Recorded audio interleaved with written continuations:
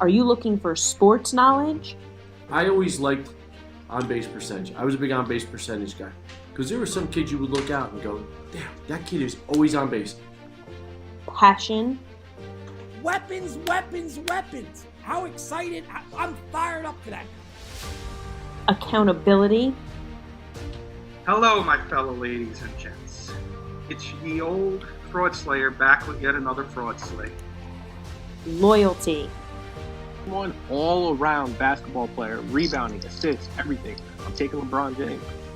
Strategy? We go legit sleeper guys, but I think Kyler Murray's going to have a ridiculous year this year.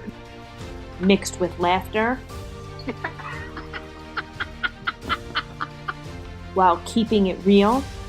Well, I did because I'm one of the only one that's realistic. He stinks. The K&K Sports Show starts now.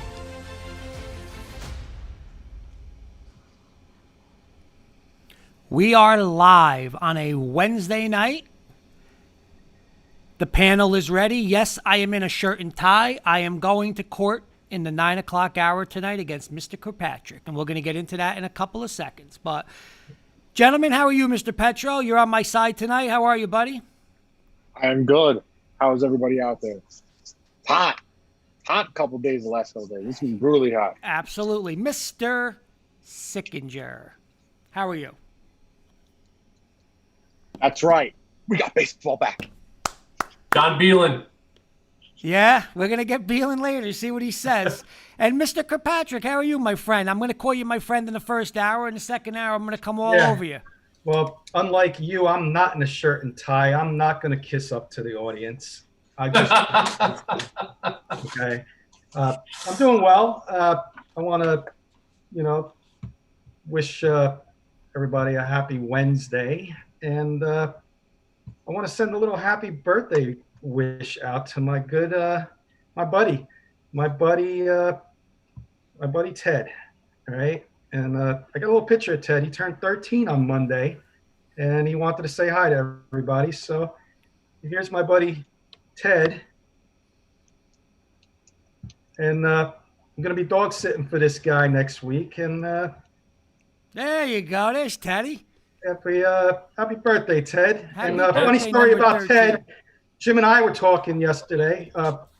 Jim had some people over doing some air conditioning work, and we were talking about dogs for a few minutes. And Jim went ahead and said that his two dogs, he had to lock them up. And one dog didn't want to get locked up, and his dog was celebrating a 13th birthday on Monday as well. So that's, long story short, small world. My best friend who lives upstairs from me, her dog right there turned 13, and happy birthday to Jim's dog. We got to get him on. We got to get a picture of her for Saturday. Freaking dog's going to outlive me, I'll tell you. Happy birthday, Ted. It will. Michael knows that dog's going to outlive me.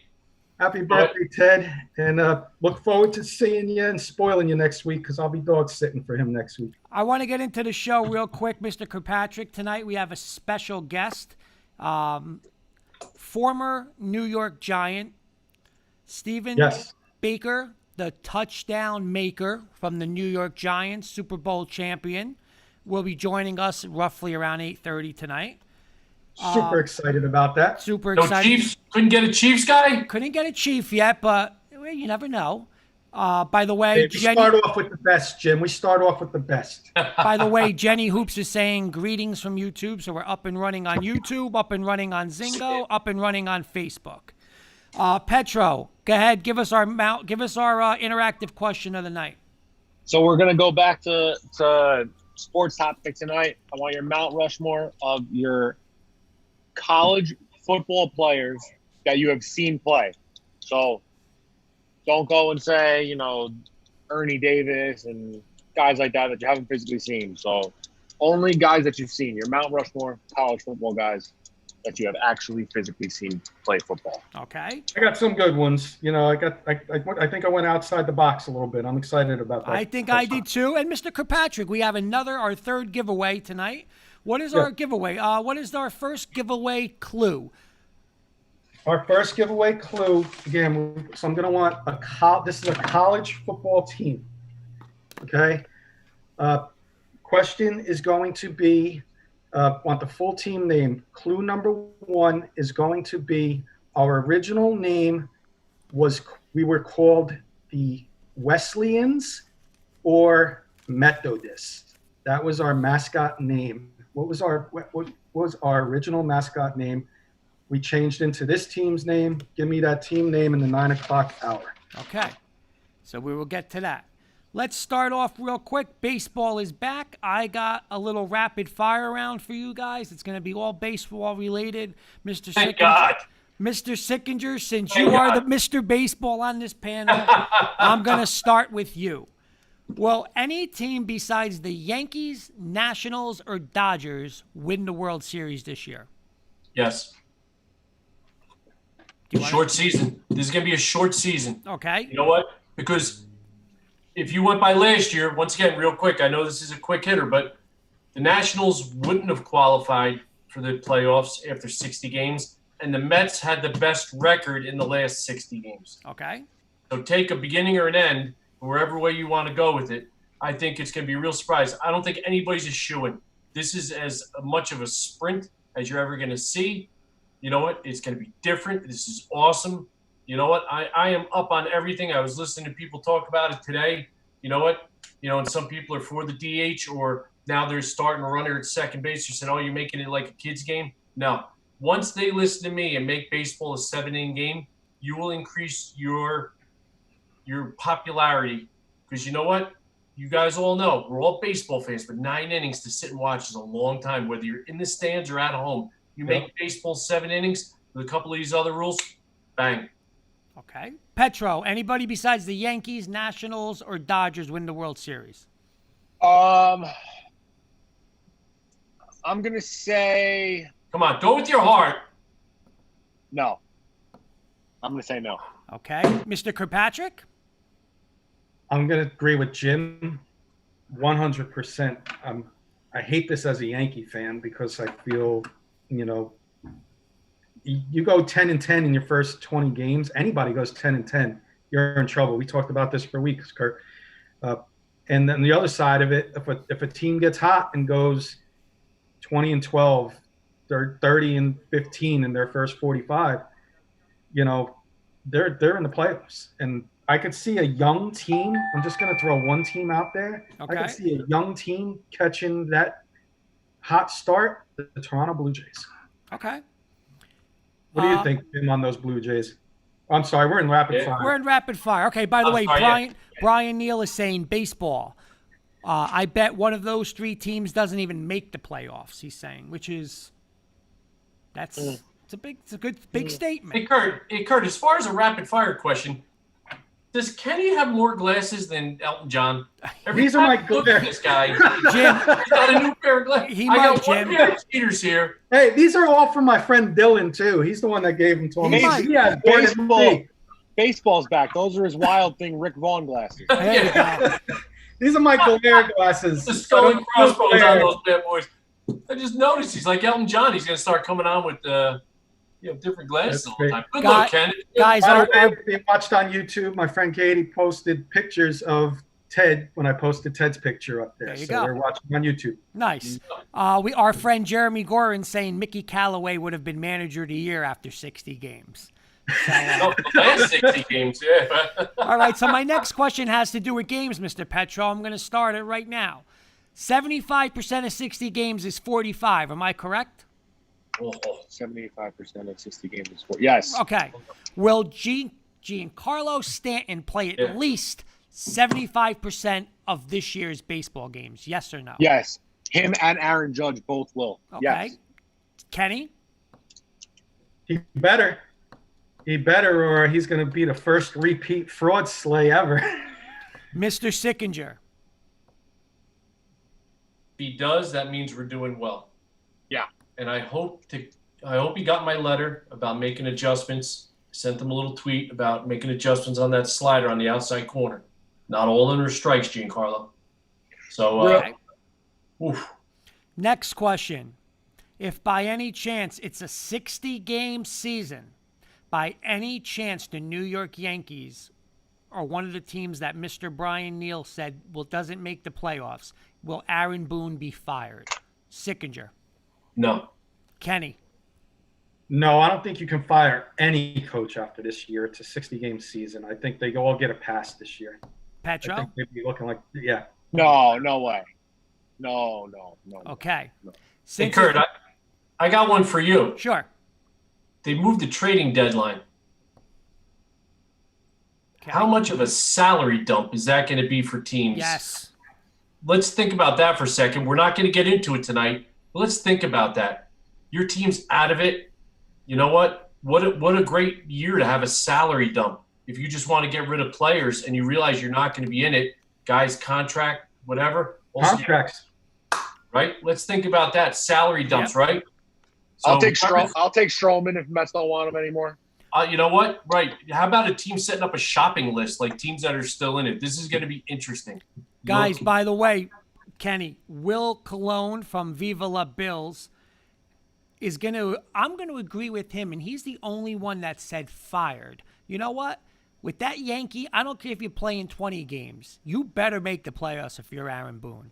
You better make those playoffs. If it was a strike season, I would say yes. But because we're in a pandemic season, you got to give the managers a pass. By the way, Will, thank you for joining. Will, like Kurt said, Viva Los Bills, I believe Thursday, 7:30 p.m. You can catch his show. Yep. Good stuff about the Bills and the NFL. Okay. Yankees had the third best record in baseball after 60 games last year, by the way. Okay. With no Judge, with guys missing so much time last year, the next man up mentality, everybody is healthy now for the Yankees. Minus Severino. So there's no excuse. The only thing I read today, which stinks, is Domingo Germán isn't going to qualify to play this year now, that hurt a little bit because in a full season with him coming back for the second half, I think that would have been a really big time thing for the Yankees. So we're going to watch other guys step up. My man, Jonathan Loaisiga. By the way, this is a debate for Saturday, Kurt. But, guys, but I'll just say, I'm just going to add one short thing. If you get a guy, though, like we're talking about records, though, but you throw a name out there, a star, and they get off to a slow start. Like, what's going to happen to these typically slow starters in baseball? Mm-hmm. You know, pitchers and hitters. You know, this is, like Jim said, this is going to be very, very exciting. You know, and one last thing to bring up that none of us brought up on our other show when we were asked the question about 300-game winners about Verlander. Shortened season this year hurts his chances for 300. Okay, Kenny Douglas is saying this season is all about the bullpen. Petro, Kenny Douglas is and the also, Yankees have the best. The Yankees have the best bullpen in baseball. They baby. do. By the way, we're loaded. Let's go. Petro, Kenny has given us the first Mount Rushmore of the night. Are you ready? Okay. Bo Jackson.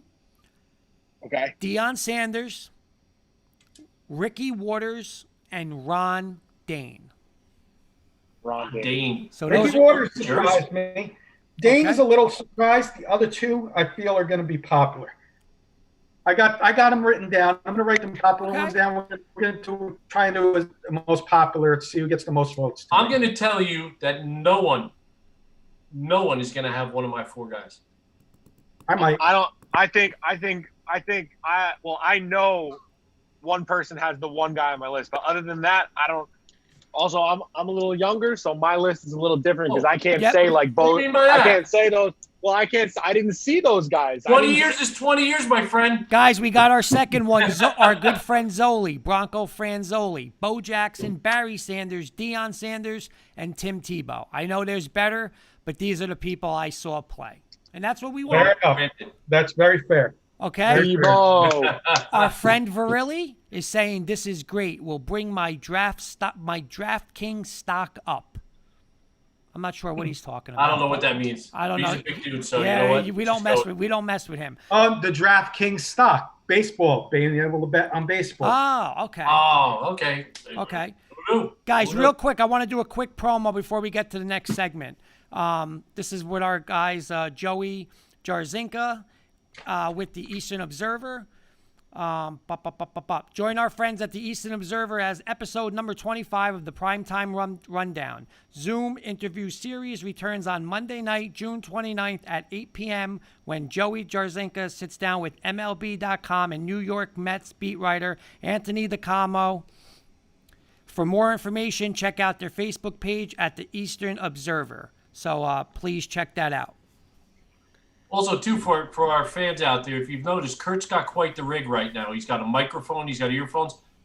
Listen, viewers, if you see his face getting close to the mic, because he thinks he has to get this close. We were talking about it last night. We have him hooked up. His wife's upstairs with a little dog collar. Mm-hmm. If he starts getting close, she just gets zapped. Yeah. So if you see Kurt getting up on the microphone, he's going to get zapped a little bit. Because I know he's going to come after me later, so I'm going to get this out right now before we get into love it or shove it. I know you did not tie your own tie. Who tied your tie? Clip on. No, it's not a clip on, but I kept it. Jenny Hoops made it, but it was from probably a year ago. Kurt, I do that for all my ties. I don't know how to tie. I don't know how to tie a tie. I don't either. I don't know how to tie. Jim, you're gonna have to have a class. We're gonna have to have YouTube. We'll get into that later. We're gonna have some fun YouTube videos. Jim, you need to have a tie. Double Windsor. By the way, you always got to tie a tie, Jim, class on YouTube. You young kids, unbelievable. Guys, by the way, I'm just gonna take one more minute. The reason that I'm in a shirt and tie is, if everybody doesn't know, is tonight we are going to have our first annual, is it You're the Judge, Kenny, we're calling it? We're calling it You're the Judge. It's a debate on a topic we have, and tonight's debate is going to be college football playoffs, who should be in, who should not be in. Right, and you're calling yourselves the Slick Frauds or something like that?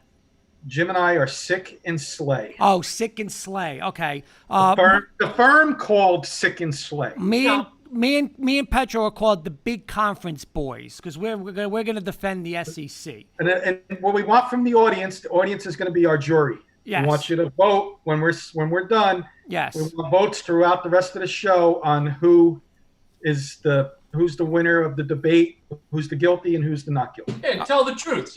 Kurt gets all assy at about. We have 5 minutes left in the show the other night. Yep. Kurt gets all assy and gets all fired up. And I'm like, what are you doing? Let's save it. You're right. And we got it tonight. We got it tonight. Hopefully that's the same fire. And he's getting up by wearing a shirt and tie. That's all I'll say. I told Kenny I would represent him as his lawyer. Oh, yeah. Me and Petro are coming at you tonight, too, if you're going to get involved. We're coming at you. Doesn't matter. Sit down, Weinberg. Here we go, Petro. You're up. Love it or shove it. All right. Love it or shove it. I'm going to turn the ceiling fan on. Anyway.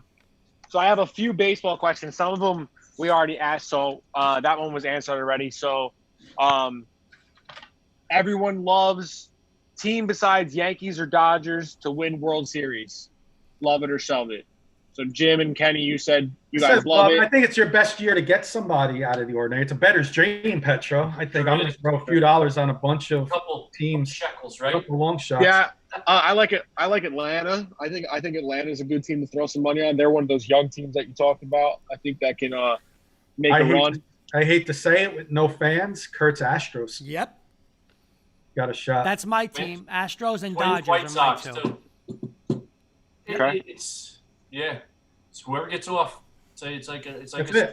And the National League too. Like whoever gets off, boom. Like this could be the year the Dodgers can get knocked out by somebody like the Rockies getting off to a hot start. They don't have to play in the cold weather, right? They're already starting in July. Yep. And that's another thing. And we talked about this probably 2 months ago when they were going to start the season, how the weather would be warmer. But we need to hold our thoughts for. We should have a nice baseball related show on Saturday.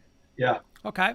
We'll hold all these thoughts for Saturday because there's a lot of new topics to talk about. Yes, boys. sir. So there's some new rule changes to MLB. What do you guys think? Do you love it or shove it? The runner on second base for extra innings. Kurt, what do you think?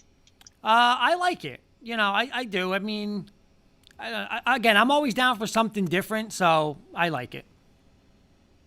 Kenny, what do you think? I agree with Kurt. I think, you don't want to see 18-inning games. You want the extra inning games to be done in the 10th, maybe 11th inning, and that's it. Like, I just hope, your away team has a runner on second, they score a run, and then the next team comes up. I just hope it's not going to be one run each inning, everybody getting a run in, and we're looking at 15-inning games that way too. But let's give it a shot. I'm all about it. I'm all about the rule change. I hope it works out because I don't like those 8-inning games. You know why I like it? You know why I like it? Take a sip, Petro. I got you. You know why I like it? Because it's going to bring the bunt back into the game. Yep. You know what? People have forgotten how to bunt. It's going to bring the bunt back. You know what? And some Great guys, point. once again, it's an organizational thing. Some guys are going to look and say, hey, listen, you know what? Let's try to get the ball over, to the right side, try to poke it through, maybe win the game, or at least you get the guy over. Pitcher's going to be trying to jam him inside. But now it brings the bunt back into the game. And also, too, situationally, with it not being the National League, not having a pitcher, now you're having 9 batters in instead of having a week number 8 and a pitcher coming up. So for the National League teams, once again, they have to sit down as an organization and say, hey, what's our strategy? Okay. Petro, I don't want to interrupt you, but Kevin Virilli's given his Mount Rushmore. He's got some good ones here. Eddie George. Here, and the next one I was going to be very close to put on my list. Desmond Howard.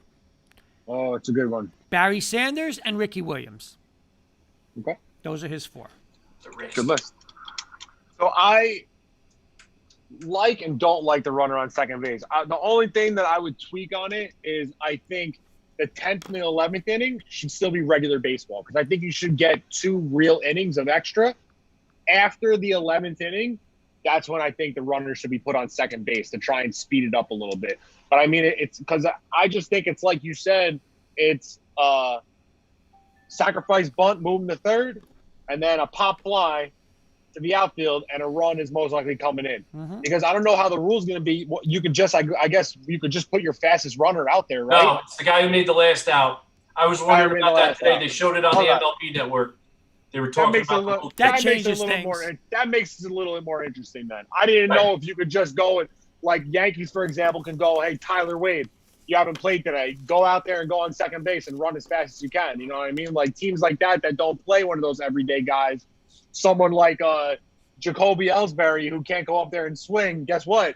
That's a perfect situation for Jacoby Ellsbury. Hey, Mike, another situational thing. Say Gary Sanchez made the last out. They're going to put, him. He's not very fast. Say they do take Tyler Wade and they're going to pinch run for him. Now they've wasted Sanchez. They're going to take Wade out of the game if they don't score, and they got to put the backup catcher in.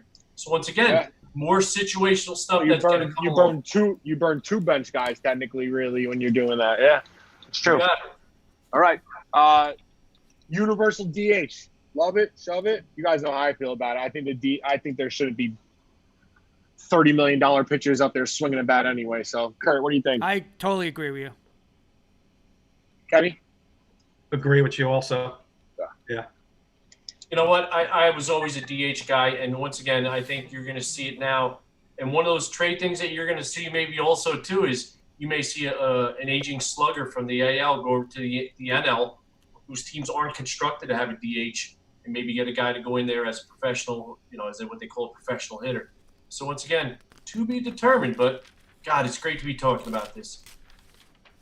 An asterisk will be placed next to this year's World Series champ. Love it or shove it. Kurt.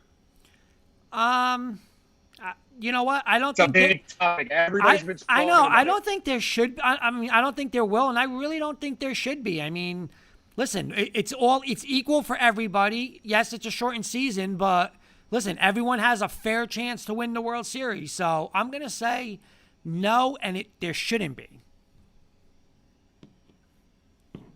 Kenny, you want to take it? I hate to agree with Kurt because I know we're going to be disagreeing in the 9 o'clock hour. So I'll agree with him now. He took the words out of my mouth. That's all I'll say. I agree 100% with what he said. I'm going to say shove it, Kenny, because you know why? I truly believe this. When a lot of sports were made up, the rules are antiquated. Like, you know what?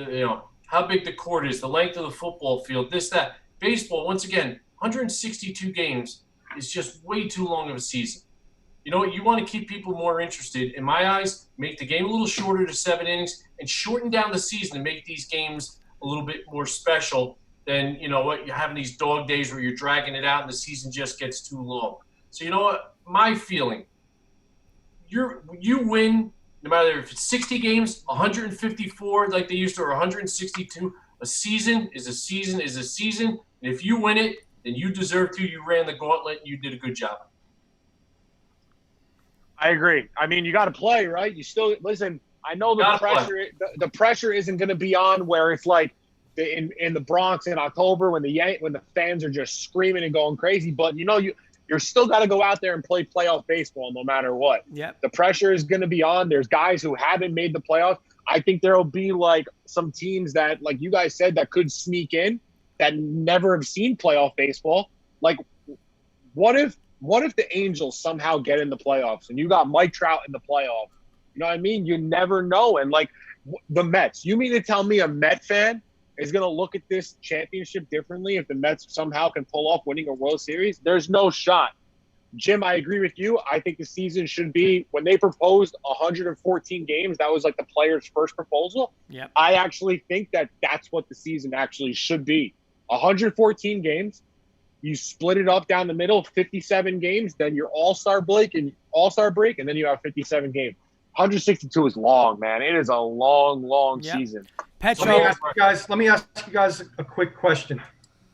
Again, there's a million topics now that can be discussed with baseball. Stats. If somebody's close to batting 400 in a shortened season, does it count if they're a 400 batter? There's some stats that are going to count for a 60-game season. Are they going to count in the record books? Will the batting average count in the record books? I mean, I think that's the only stat, though, that could really – what else could possibly be broken? I think that'll 60? have an asterisk next to it. Someone if someone hits someone goes for the triple crown, you know what I mean? Like, right. Okay, cool, you did it, but you know what I mean? You did it in 60 games. You did it exactly. Yeah. So, like, I think certain stats like that would deserve an asterisk. ERA, but I mean, maybe somebody in an ERA who's only pitching, how many starts are they possibly going to get? That's. I think everybody's going to know, Kurt. You're 100% right. And can I say something else? And I truly believe this. Kids today aren't as stat driven as we were. We were growing up. I was ahead of you guys. All you did was check out the back of baseball cards, and you knew everybody's stats. You knew Ted Williams hit 400, 406. You knew Henry Aaron had 715 home runs. You knew where those high water marks were. You know what? I don't think it means as much today to kids. You know what? Like the average kid, if you ask them who has the most home runs or who did this or it's more for historians and people doing those things. Yep. You know what? If somebody has a great year this year in 60 games, everybody's going to know this was the year of the pandemic. Everything is so screwed up and so sideways right now that if somebody does something outstanding, let's just note it for what it is. Yep. Absolutely. All right, Petro, I got time for one more. Okay. So this is an interesting one because I kind of just thought of this one. I'm going to change it up to football. So with COVID-19, everyone's questioning because football is a contact sport. You know what I mean? So if the NFL switched to flag football for 1 year, would you still watch? Kurt? I would watch anything with NFL football players. Yes, absolutely. Okay. All right. Kenny, what do you think? Yes, and I think eventually we're going to see the quarterbacks. I said for years, they protect the quarterbacks. Let them be flag football where you put flags on the quarterbacks so they're not getting hurt. You don't see as many injuries with the quarterbacks, and you don't see the referees calling quick penalties on defensive players with the quarterbacks. Jim, what do you think? I'll make a comeback because I can still sling it. I just can't run away from anybody. And if somebody tackles me, I'll snap in half. But you know what? I can still sling it. There you go. You know what? Give me a Broncos jersey. Cheetah in flag football would just be so unfair, though. You never catch them. Oh my God! Guys, just want to welcome all over the place. Paul joining us on the panel. How are you, Paul? Yes, the Brian Cashman of our show. What's up, guys? I got the honor of welcoming our special guest, Mr. Stephen Baker, the touchdown maker. Look at that backdrop. Yes, welcome, yes, Stephen. sir. Here he is. Welcome. Thank you, guys. Appreciate it. Thank you for Thanks joining for coming us. on. Honor to have you on. Die-hard Giants fan over here, Stephen. Oh, man, that's so cool. We're both in the same boat because I'm a diehard fan, as you can see. Absolutely. Steven, I thought there'd be a video game going on in your background. I know, man. I haven't figured out how to do that yet because I could have my highlights playing in the background. Oh, I'm gonna have your highlights on. Don't worry about it. They're gonna be on. They're that highlight on right ready. now. Yeah, I got the that Super Bowl highlight ready. highlight right now. It's on. Oh, okay. That's Just an so long ago, I know 87-yard people drive forgot. for the You know what I'm Giants. saying? No, people forget, but I'll tell you what, that is Barr awesome. I tries get one of those. I didn't do anything. So I couldn't even have a screen behind me. Ostetler puts it down. Mowing the lawn. The game I right can now mow is the a lawn, I safety. think, right now at this point. Yeah, it's just a big old green 25 screen, guys. seconds That's all. remaining in the half. Steven Great. Baker. Thank you again for touchdown joining us. Baker. Really appreciate it. If you don't mind, let's ask you a couple questions. I'd love to start a question. You were drafted by the Giants in the third Down round. 10 at the 14. And 30 just seconds would like your remaining thoughts in the on half. draft day. You got that phone call, and what was going through your mind when you got the phone call? You're going to be in the NFL. Dream come true, I'm sure. And go through your thought process. Like what was going on through your days like when you got drafted? Like, what happened? It was actually a little funny because Odessa was a Turner and I had perfect the same agent, and we didn't know each other from Adam, and we ended up being roommates. And so the night before, they had a big party for all the draft hopefuls, and the first round was going to happen, I believe, at 5 in the morning or something like that, like 6 o'clock Arizona time. And we're like, we're not even going to get up because we know we're not even going to be in that category. But we woke up anyway, just in case. And I got to tell you, the night before, you just don't know what to expect. And my whole thought process was, I don't care what round I go in. I was projected anywhere from 3 to 6. Back then, there were 12 rounds. I didn't care what round I got in. I just wanted to get into somebody's camp and then be able to show them what I could do. So when I got the call, of course, the third round was displayed by ticker tape, but they called me about 10 minutes before. Bill Parcells called and asked me, how did I feel about playing for the New York Giants? And what was I going to say? No, I want to play for the Cowboys. I'm going to hold out for the Cowboys. Yeah, let me think about that. Yeah, but I, of course, I was like, Coach, I'm ready. I'm your man. And he said, one thing you got to do, you got to hate the Washington Redskins. I said, I hate the Washington Redskins. There you go, Petro. Yes, sir. By the way, we got a Redskin fan on the panel, and we got a Redskin fan, Luke Paterno, chiming in right now. Yeah, hey, Baker, you got something on your shirt and something on your hat here. You should rub it off. Oh, okay. Steve, I can mute him anytime I want. Steve, just tell me whenever I have the controls. You got no it. mute is holding me down tonight. Jim, you want to ask Steven anything? Hey, Steve, this is Jim. It was funny when I looked up your bio. It said you in high school you lettered in football, track, and gymnastics. Is that true? Yeah, man. Oddly enough, the high school football coach was also a successful gymnastics coach, and a couple guys were having problems with their grades. And I used to do what you call street tumbling, when you call out somebody in the streets and they'd do a back handspring. Then I would do 2. Then I would do a back handspring, tuck back. And then I would do a layout. Then I would do an Arabian full twist. And he saw me doing that one day, and he asked me if I wouldn't mind coming out for the gymnastics team to only do the floor exercise. And I have to tell you, I've never been so nervous in my life because it was so quiet doing the floor routine. And I remember I nailed it, though. I did everything perfect. I helped the team get some points, and it was a successful year. But all I did was the floor exercise. That was it, huh? That was it. See, that's awesome. And I also saw, is it true you're a phys ed major? Yes. You and I have something in common. 25 years teaching phys ed right now. Oh, that's God it. bless you. Yeah, you know what? And I remember when we had to take gymnastics as part of phys ed to pass college. What a disaster. Yeah, remember that? What a disaster. Yeah, and just to be able to do a forward roll, right? Oh, my God. Forward roll, get up and not be dizzy. Yeah, I mean, I'm 6'2", about 250. So doing that stuff was not real agile. But I got it done. Hey, Steve, one thing I just wanted to ask you. I saw this great quote. I was reading up on some stuff, and it was something that you said a couple years ago about today's players. He said, if you knew Bill Parcells, none of this stuff would take place. If you did any of this stuff or any shenanigans, you'd be in his office having a serious conversation, and it wouldn't be tolerated. Not in the least. He said, in my generation, it was different. Seems like these young guys aren't putting team first. And we seem to talk about that all the time. How do you feel about that, then and now with the young players? Well, you guys are seasoned guys like me, and you get it. The first order of business when you're on a team is the team should come first. Like I mentioned before, to me, it just seems like these guys are so consumed with always, and I teach these when I preach to the little kids and high school kids, I tell them, don't worry about being the best player in the league. Be the best player for your team so you can win a championship and have something that's going to last forever. But these kids today, they get so consumed on like, I want to be the beast in the league. I want to be the best player. And it's okay to be the best player, but just concentrate on being the best player for your team. I may not have had the outstanding. Yeah, I get that part too. It's all about money, but that's just selfish to me though. It's like the team should always come first. I'm from a different generation. All we play, this is all I wanted, man. I would play football for free. About this, right, Steve? Paul's got that picture right there. Move it over a little bit, Paul. To your left. Move it to your left a little bit. There we go. Eric Dorsey. I remember that. We're in New York, right? That was Jersey Shore. It was like a sci-fi convention. Oh yes, I remember that. A couple years ago. Yes.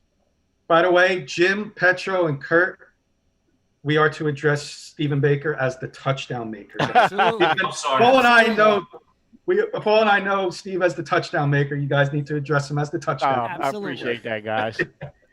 That's awesome. Petro, what do you got for Mr. Touchdown Maker? So being the Redskins fan, I have a question about who some consider to be one of the greatest cornerbacks of all time. You played against him. So it's actually a two-part question. One, is Darrell Green the fastest player you've ever seen on the football field?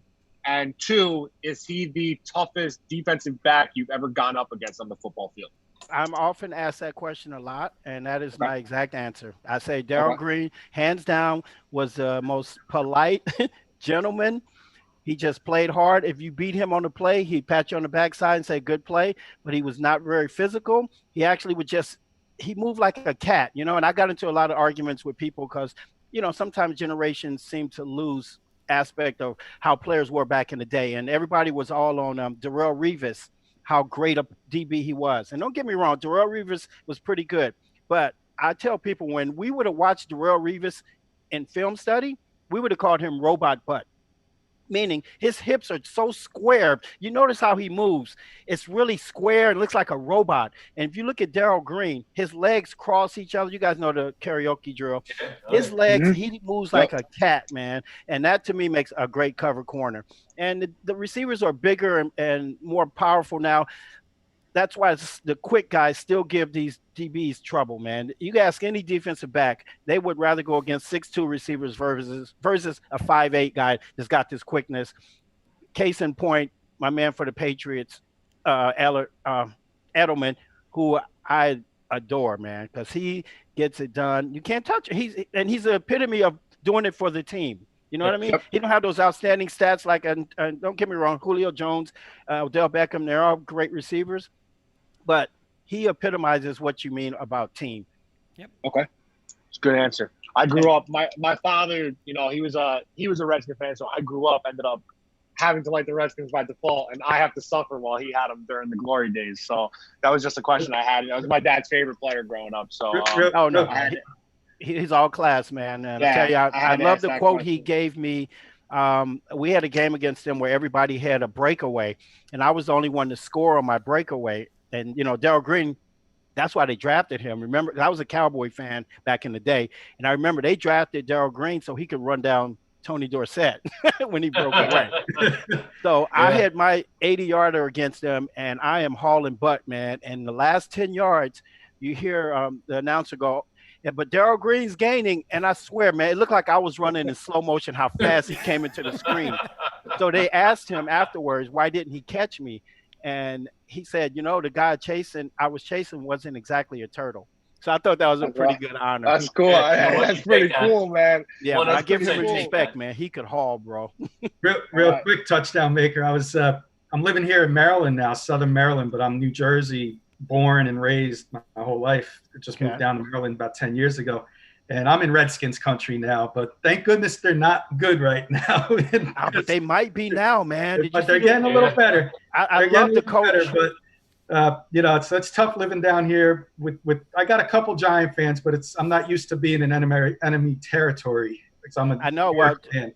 Well, you feel for me. I live down here in Philadelphia. I'm 5 minutes from Philadelphia, but still in New Jersey. And they're so brainwashed. They think they're all Philadelphia fans around here.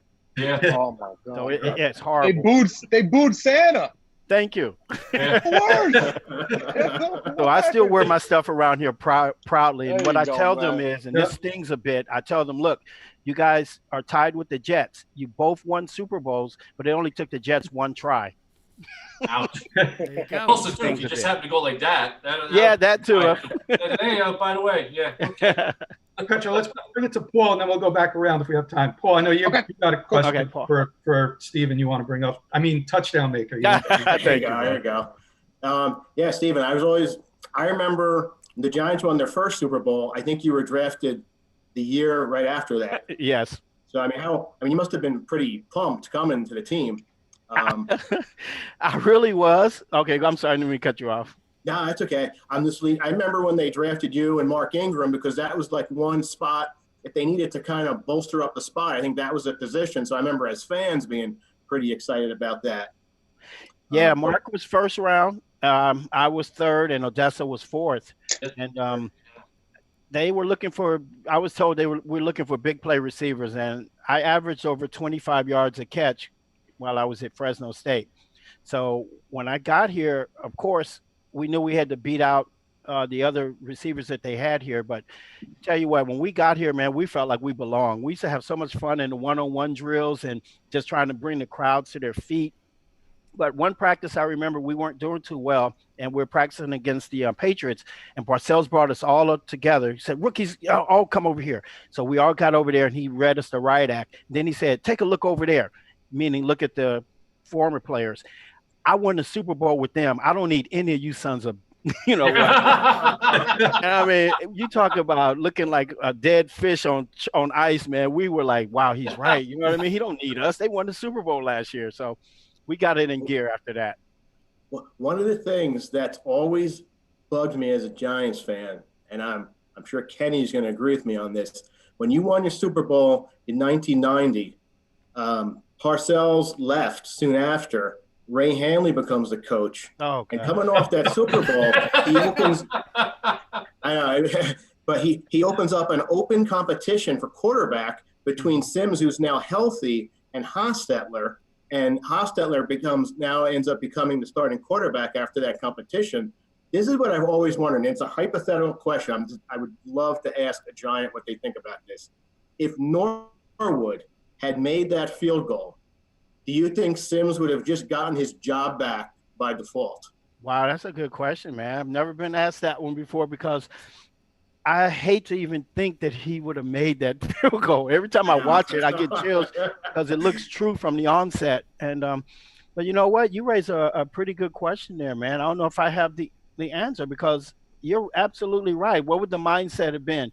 We lost, so House, you didn't get it done. We're going to go with Sims, which arguably we all felt as players. Quarterbacks never lost their job due to injury. Sims was having a fantastic year, and we all came in as backups and did well and finished up the job. But, we were just like you, thinking just like you, like, wow, okay, Sims is not going to be the starter. He lost it due to injury, and that usually didn't happen in the past. So that was one of Ray's downfalls, I believe. Great. Kurt, you have something for the touchdown maker? Yes, I do. Real quick. By the way, real quick, Kurt, I just want to introduce Stephen Baker, touchdown maker, 1990 Super Bowl champions, joining us on the show tonight. Thank you, Kurt. And one of our fans, Mark Calderio, comes on the show a lot. He's saying Stephen Baker, the touchdown maker, big fan of yours. So he's just tell him I said thank you very much. I appreciate that. Real quick 10-second story about me and Mark, one of my best friends growing up. We never called you Stephen Baker. Like, you always say players' names, but you were always known as the touchdown maker. We just called you by your nickname, the touchdown maker. Yeah, I really appreciate that, man. I didn't score a lot of them, but whenever the Giants called my number, I was there for them. You were great. Now, Stephen, thank you again for coming on. Really appreciate it. I'm not going to lie. I'm not a Giant fan. I'm a diehard Bronco fan. But Okay. again, I appreciate you coming on. But I just first off, I'm very jealous because you sound phenomenal in that microphone. I hope I sound pretty good in my microphone, just Wow, as you really? do, because you sound phenomenal in that microphone. Stop with the No, microphone. he does. He does. Thank you. I appreciate that. But here's my question. On TV, it's always portrayed how Bill Parcells is just like a hard ass 24/7. Every time you're seeing him, in the player's face. I want to know, as a player for him, was he like that 24/7 with you guys, or was there like a softer side of him, or what we see on TV as fans is really what it was like playing for him? As long as you were winning, our Super Bowl year, we went 10-0, I believe. And I got to tell you, some of the best plane rides ever were when we were flying back from beating somebody on a Sunday night, and then he would give us 2 days off as a reward. And I tell you, we went for 10 weeks, and I don't know, maybe 8 games. We had 2 at home or whatever, but it was a great stretch, man. He was, as long as we were winning, but as soon as we lost that first one, bro, Look out. he changed back to his old self again. He's like, I won't make that mistake again. I promise you.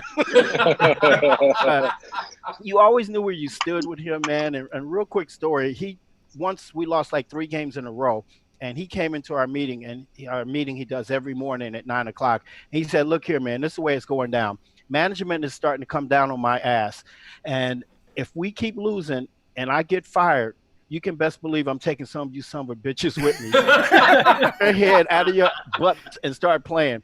And I tell you, we went out and beat the Detroit Lions 20-0 that week. But he knew what buttons to push on everyone, man. Yeah. Great coach. And it was different for everybody, right? Like, you know what? He knew how to go after everybody. Yeah, you can't treat everybody as one. I think that was his genius. Like me, he was always hard on me, man. I never could catch a break because I had 3 strikes against me. I was little, I was from California, and he didn't like guys from California. But you know what? But we talk about, like, I was a high school baseball coach. Some kids like to be coached hard. You know what? Some need a hug, some need to be slapped on the back, some need to be chewed out a little bit. You know what? And like you said, a great part of being a coach or a great coach is knowing what button to push with what guy. Once again, I always tell people all the time that once you know a coach cares about you, they'll let you coach him hard. Mm-hmm. And you knew he was doing things just to motivate you. Exactly. But some of those techniques probably would not work today if you see how some of these players are. No, I'm sure you agree with me, Coach. I can't believe some of the stuff that happens at the pro level, the way some of these kids act when they get their butts chewed out. It's unbelievable. The coaches almost have to take it back a notch because the player won't perform well because they can't handle that. They've been coddled throughout their whole career. I'm not with the parents and stuff. I coached high school football for 4 years, and the nail in the coffin for me was when we were doing onside kick return practice, and one of our coaches said, "Hey man, quit being a pussycat and get in there," right? And one of the kids said, "You know what, coach? I'm not going in there. They hitting too hard." He's like, "Man, come on, quit being a pussycat." And the kid took his helmet off, threw his shoulder pads, and walked home, and then came back the next day with his mother. And his mother was wondering, why did we call her son a pussycat? And that was it for me. You know what I really wanted to say, because he was acting like it's just football talk, nothing personal. But I say that to say that these kids go home and they go crying to mom instead of handling stuff themselves. And not all kids, but it's a different breed, man. Kenny, real quick, we got an audience question for Steven. Sure. Kenny Douglas is asking, was Tom Coughlin still there when you played? Yes, he was. He was our wide receiver coach. Okay, so he was your coach. Yes. And we hated him because he came in and his first words to us was, "I believe in the Larry Bird work ethic," which means, Larry outworked everybody when nobody was looking. So when he got there, when we do 9-on-7 goal line, that used to be our chill time to rest, because Parcells always made us run hard on dummy offense. And then we would have to switch to our offense and still give 100%, but we still had to give our defense a first-rate look. And that used to be our moment to rest during goal line because they just smashing heads down there.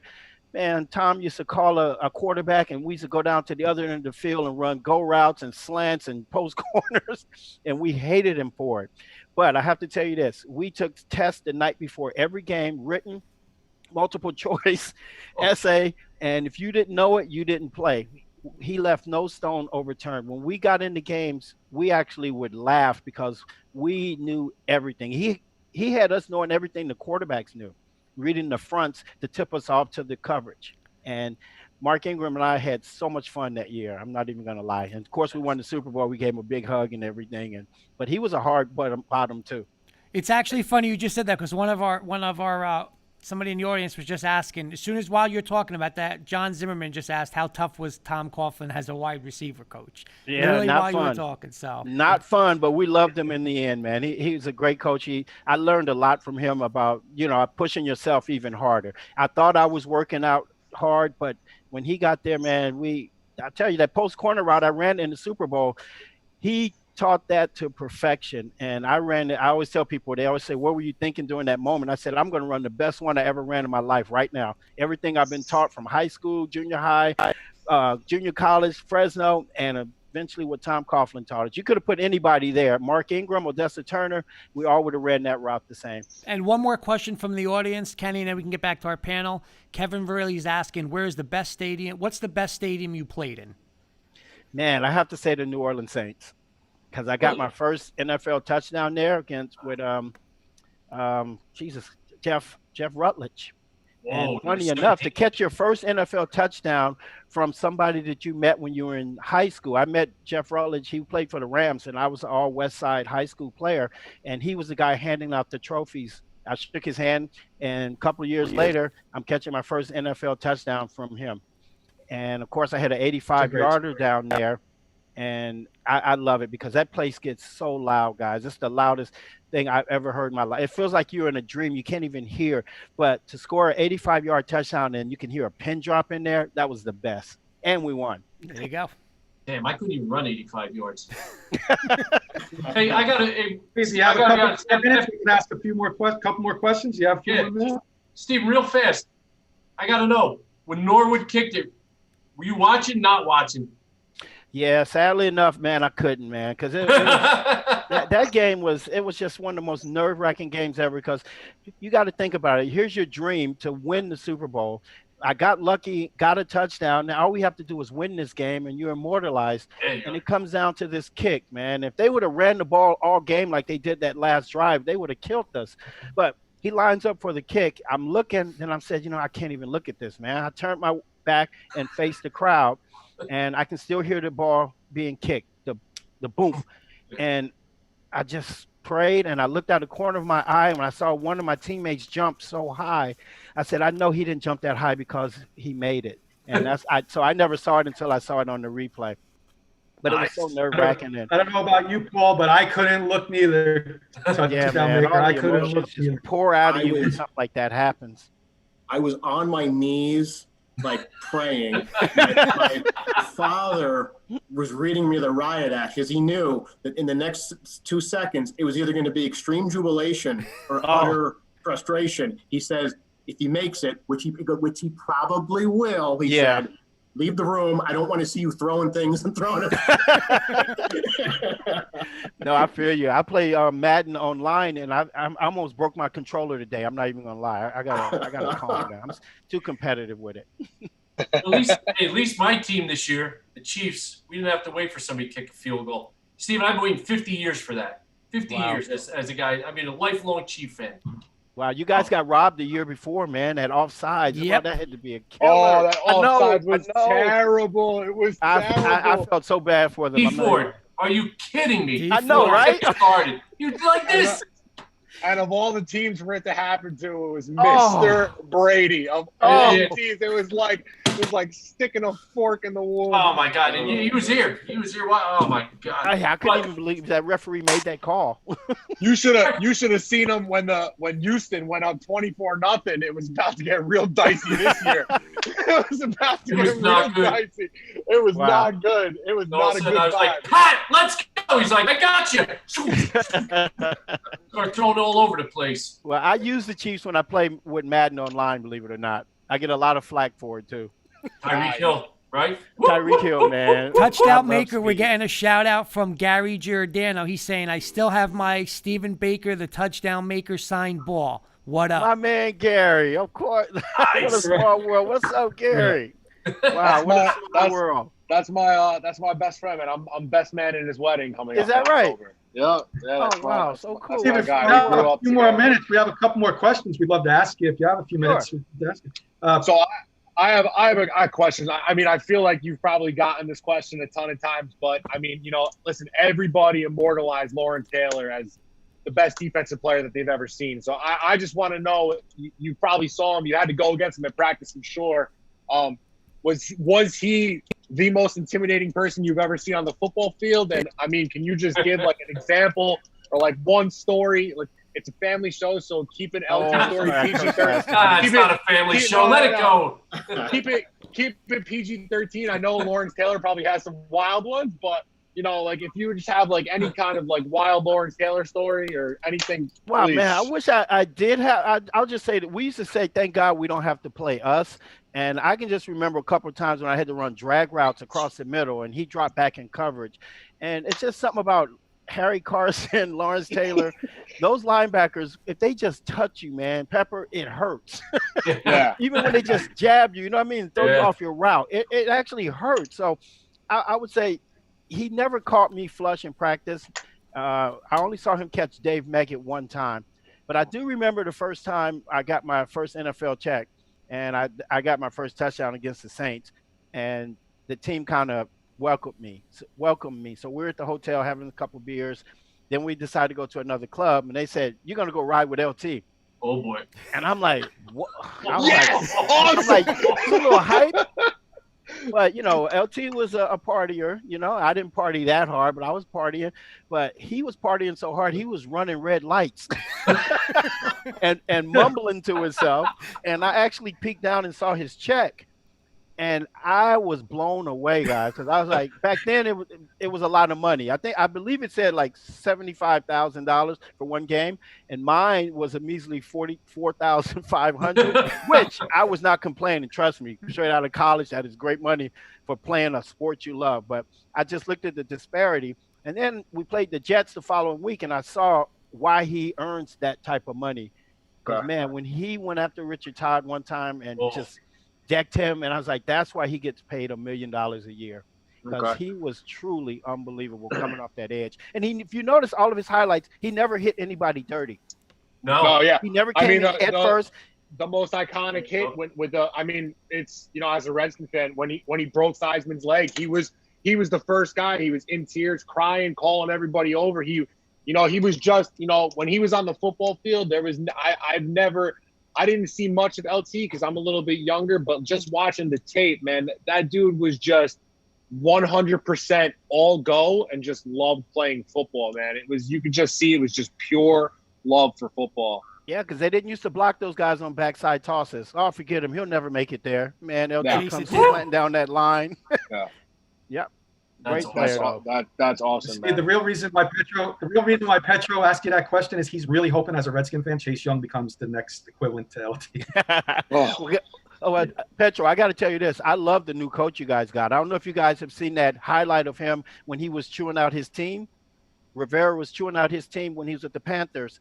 If you can go Google it or YouTube it, that's how a coach is supposed to talk to people. You know what I'm saying? It's frowned upon today, but that is how you get results. If you want to know how Parcells was, go Google that or YouTube that video. Ron Rivera halftime speech to the Panthers. It should come up. They were playing the Steelers. And the way he lit into them players, I was like, man, that's a coach. He got me fired up. I'm very excited for Ron Rivera, man. It was, there was moves that were made that, you can kind of tell that I think it's going to be turning around, because there was a couple moves that like trading Trent Williams for what we got for him, we're just not going to tolerate certain things anymore. And, it's funny you said, you're happy with a $45,000 a week check, and a guy like Dak Prescott is complaining about signing a franchise tag for $31 million. It's like, man, it's crazy. It's crazy, man. It's just the way that these guys are now, like a guy like we talk about him all the time, Antonio Brown, like that guy should be playing in the NFL right now, man. Like, I mean, Baker, you play the wide receiver position. That guy he's one of the best that I've ever seen play football when he's on the football field. And, it's just a shame that, guys like that, they just can't get out of their own way sometimes. It's truly sickening. It's really a slap in the face to us old-timers who Nope. Really played the game for what it was, for the ring, the heart and the love of it, and the money and stuff will come, but don't be greedy and selfish. You can't win like that. It don't work. I agree. I agree. I mean, listen, the only guy, Jim's going to be in for it too, because Mahomes, man, they're going to brack up that Brinks truck for him, and No, he's going to be part owner of the team. What are you kidding me? He's going to walk in and say to the Hunts, "Hold on, let's go. We're part owners with this." Exactly. No, Guys, we got a couple more minutes with Steve. Let's throw some quick hitters at him. We'll start with Kurt. Real quick, Steve. If you don't mind, Steve. What receiver today would you say has a little Stephen Baker in him? I'm a little bit slower, but my man Tyreek Hill, man. Of course, we didn't throw the ball like the Chiefs do, but if you could have seen some of my practices when I first got here, running that seam route, the coaches said they had never seen anybody so fast. Parcells even had said it too, and not to their credit, I wasn't utilized like. I got to tell you, on some of those 3rd down and 10s when the game was on the line and all we had to do was get a first down, game's over, they would be pressed on us. And Mark Ingram and I would look at the coach and be like, "Coach, look, let us beat him and get it over with. The game could be done." But to his credit, Parcells' philosophy was always have the defense on the field to win the game. And but like I said, I averaged over 18 yards a catch when I was with the Giants, and in college I was a big play receiver, and I knew my role. But I would love Tyreek Hill is my man. I love watching him play. I do too. Thank you. Well, I know you got a question for the touchdown maker. Stephen, yes. we were talking about today's players. It's kind of a 2-part question, but I know the league is now kind of a pass-happy league, and maybe it was a little different back when you were playing. Do you ever watch the guys today and be like, "Man, I wish I was playing now rather than back then," or you just content with how it panned out? Yeah, I'm happy the way it turned out, but Mike Pope he was the tight ends coach for the Giants and the Cowboys. And anyway, I saw him a couple of years ago, and he came up and said, "Bake, you were just a little too soon. You would have killed." He said you would have made a living doing this stuff because they can't touch you now, guys. You know what I mean? Oh. And if you remember back when we played, when you jumped for a ball, once it went off your fingertips, the ball's still in the air, you were still live bait. Now it's considered hitting a defensive player. So I would have had not to even worry about that. Man, it would have been like stealing candy from a baby.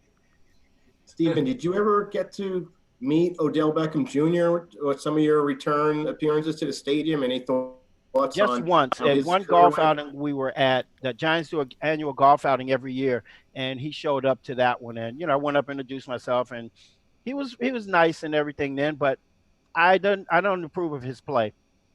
And I asked all my teammates, the great Lawrence Taylor even said the same thing that I said. He don't seem like he's out for the team. Seem like he's more for himself. And he's made some great plays and stuff, but I'm old school, guys. I don't like selfish people. It's a team game, bro. Yeah. It's hard when you see that kind of talent. Yeah, it's sad. And it's like, come on. If your head was in the right place, you'd rule the league. Yeah, and he hasn't won anything yet. Yeah. Sure. Excuse me. Steve, I would like your thoughts on this year's Giants. We have a good offense. I think we got a quarterback in Daniel Jones. We got to see. It's a second year. See if he progresses. We do definitely have top running back in the league, Barkley, in his short time. And the receiving core we got Golden Tate, Shepard, Darius Slayton came out of nowhere last year. Evan Ingram. What are your thoughts on this year's offense? Can they carry the team enough? Well, we got a lot of playoffs. Yeah, we got a lot of hurdles to jump. We got a new coach. I heard arguably we have the fastest team in the NFL. I read that somewhere as far as speed. You guys, don't get me wrong, the Chiefs got the one fast guy. I'm talking about collectively. What, Nicole Hardman? All right, I read that somewhere. Okay, I'm not killing you, Stephen. I mean, we got a 4x100 team out there in Kansas City. I know, trust me. Maybe the NFC. Good enough. But we'll split hairs. All right. I'm looking forward to, of course, I was watching this Slayton kid. I was very impressed with how he came on strong towards the end. Evan Ingram just has to stay healthy. I love what we did in the draft. We went for linemen because our bread and butter is Saquon Barkley. Let's not get it twisted. But I think the hurdle we're going to have a new coach, whole new regime, and how quickly these kids can buy into what he's preaching. I love what he said at his press conference. Everybody's going to be held accountable, and that was the same values that Parcells and Bill Belichick used to instill in all of us. So it's one thing to say it, but we got to see, you got to prove it. Are you going to be tough? Because you look at all the off the field issues we've been having with the Giants, man. What is wrong with these kids, guys? Really? You making all this money. Well, how do you put yourself in these precarious positions? Yeah. I know I'm preaching to the choir. Kenny, real quick, couple comments from our audience. Gary Giordano saying you don't hear an athlete say for the love of the game anymore. Sad. Shows why they don't make them like your guys' generation anymore. Oh, God bless him, man. Thank you for that, man. And he is so right. Like I told you guys earlier, this is all I ever wanted in life was to get one of these and to do it in the fashion that we did and winning at Super Bowl 25 with Whitney Houston singing that great rendition, those F-16s flying by, not a dry eye in the house. That's the best national anthem of all time. Oh, and what made everybody cry was that they showed actual footage on the Jumbotrons of actual troops in the foxholes giving us a thumbs up.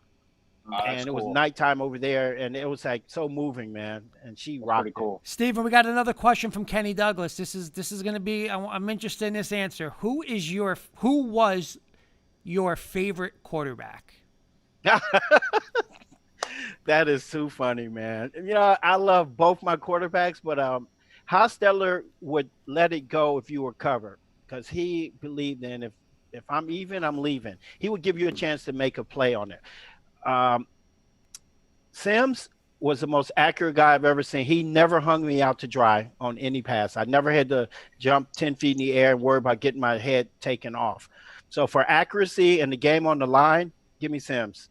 But if you want big plays and just playing by the balls, playing with your hair on fire, Hostetler was my man. And Hostetler always looked for me first because we had we were both backups. People don't realize that. We were both backups. And when we played dummy offense, we used to say, let's get them yelled at today, Bake. So if I was Redskins, I put on Gary Clark's jersey, and we would give our first-string defense fits, man, and come back and high-five. Little did we know that it would translate to us both being starters, and we never lost a beat. Awesome. Yes. Kenny, Jimmy Iserman is saying, what's up, everybody, saying hello to the touchdown what's up, maker. Jimmy? Jimmy's another big diehard Giants fan. Yep. Thank you, Jimmy. Oh, Baker, we do interactive topics every week, every show, and we do Mount Rushmore. So it's a top 4 category. So I want to give you a couple of our Mount Rushmore questions, and I'm going to put you on the spot. And you're just going to answer them real quick. So I'm going to do like so. Tonight's interactive topic is you could take yourself out of the equation. Right? Because athlete, you always consider yourself the best no matter what. I'm a firm believer That's in all that. good, man. So top 4 college football players you've ever seen. Give me your top 4. Bo Jackson. Okay. Oh my God. Come on, the Dallas Cowboys. We got to do 1,000 push-ups every day. Herschel Walker. Okay. Man, I loved Ishmael, man. I'm sorry, Rocket Ishmael. I loved his game. Okay. Man, I can't. Oh, Reggie Bush. I have to go with Reggie Bush. Good one. Okay. It's a good one. Okay. This was one of our more popular ones last week. But yeah, well, real quick, Petro, because Steven's into gaming. This is why we're going to ask you this question, Steve. Okay. So give us your Mount Rushmore of sports video games. Of course, John Madden, man. I still have the very first one I ever made. Got out. I've been buying it every year. I'm a big Call of Duty fan, so I play Call of Duty. I love my first-person shooters, but now I'm into VR, man. I play a lot of virtual reality games. So Resident Evil 7 in VR is arguably the scariest game ever known to man. Okay. And I got to get one more, huh? Yeah, one more. You were so into I'm, that box. I'm a big auto racing guy, so Gran Turismo for PlayStation. Okay. Yep. All right. Yeah, last week I went a lot of Nintendo games, Steve. I went with I love them all, but those are the only ones I could think of right away. But don't get me wrong, I forgot nostalgia. Super Mario Brothers. Come on, man, you can't beat that. Okay. Yep. And here's an outside the box one. This is the last one I'm going to ask you. Your Mount Rushmore of breakfast cereals. Oh man, Fruit Loops. Okay. Raisin Bran. And this was before you guys' time. Where it was one cereal called King Vitamin. They don't even make it anymore. You remember King Vitamin? I remember King Vitamin with the guy on the box with the crown. Exactly. Kurt has no idea. All right, one more. Oh, I mean, it's gonna sound 70s. corny, but we used to eat cornflakes. Oh, Wheaties, man. Cornflakes. There you go. Okay. Wow. Okay. You mentioned that cereal, man. Somebody mentioned something. Do you guys remember Five Alive? Remember, it was like it was a production drink that came out. It was like every citrus fruit. Yes. You just said that. That's what I thought. I haven't seen Five Alive. I think that it was like the big thing back in the day. It was a bunch of commercials just like that cereal. Now all of a sudden, poof, it's gone. Exactly. Come on, man. Bring back the old stuff. Steve, got one more short segment, if you don't mind hanging around. It's top 10, and you'll know why I want to keep you around if you want to hang around with us for this short segment. We go around the panel. It's a top 10, and we keep going around until somebody gets it wrong and they're out. Kurt plays along with the audience. Okay. I'm going to start with you on this question. I went on a website. This is just voted by fans.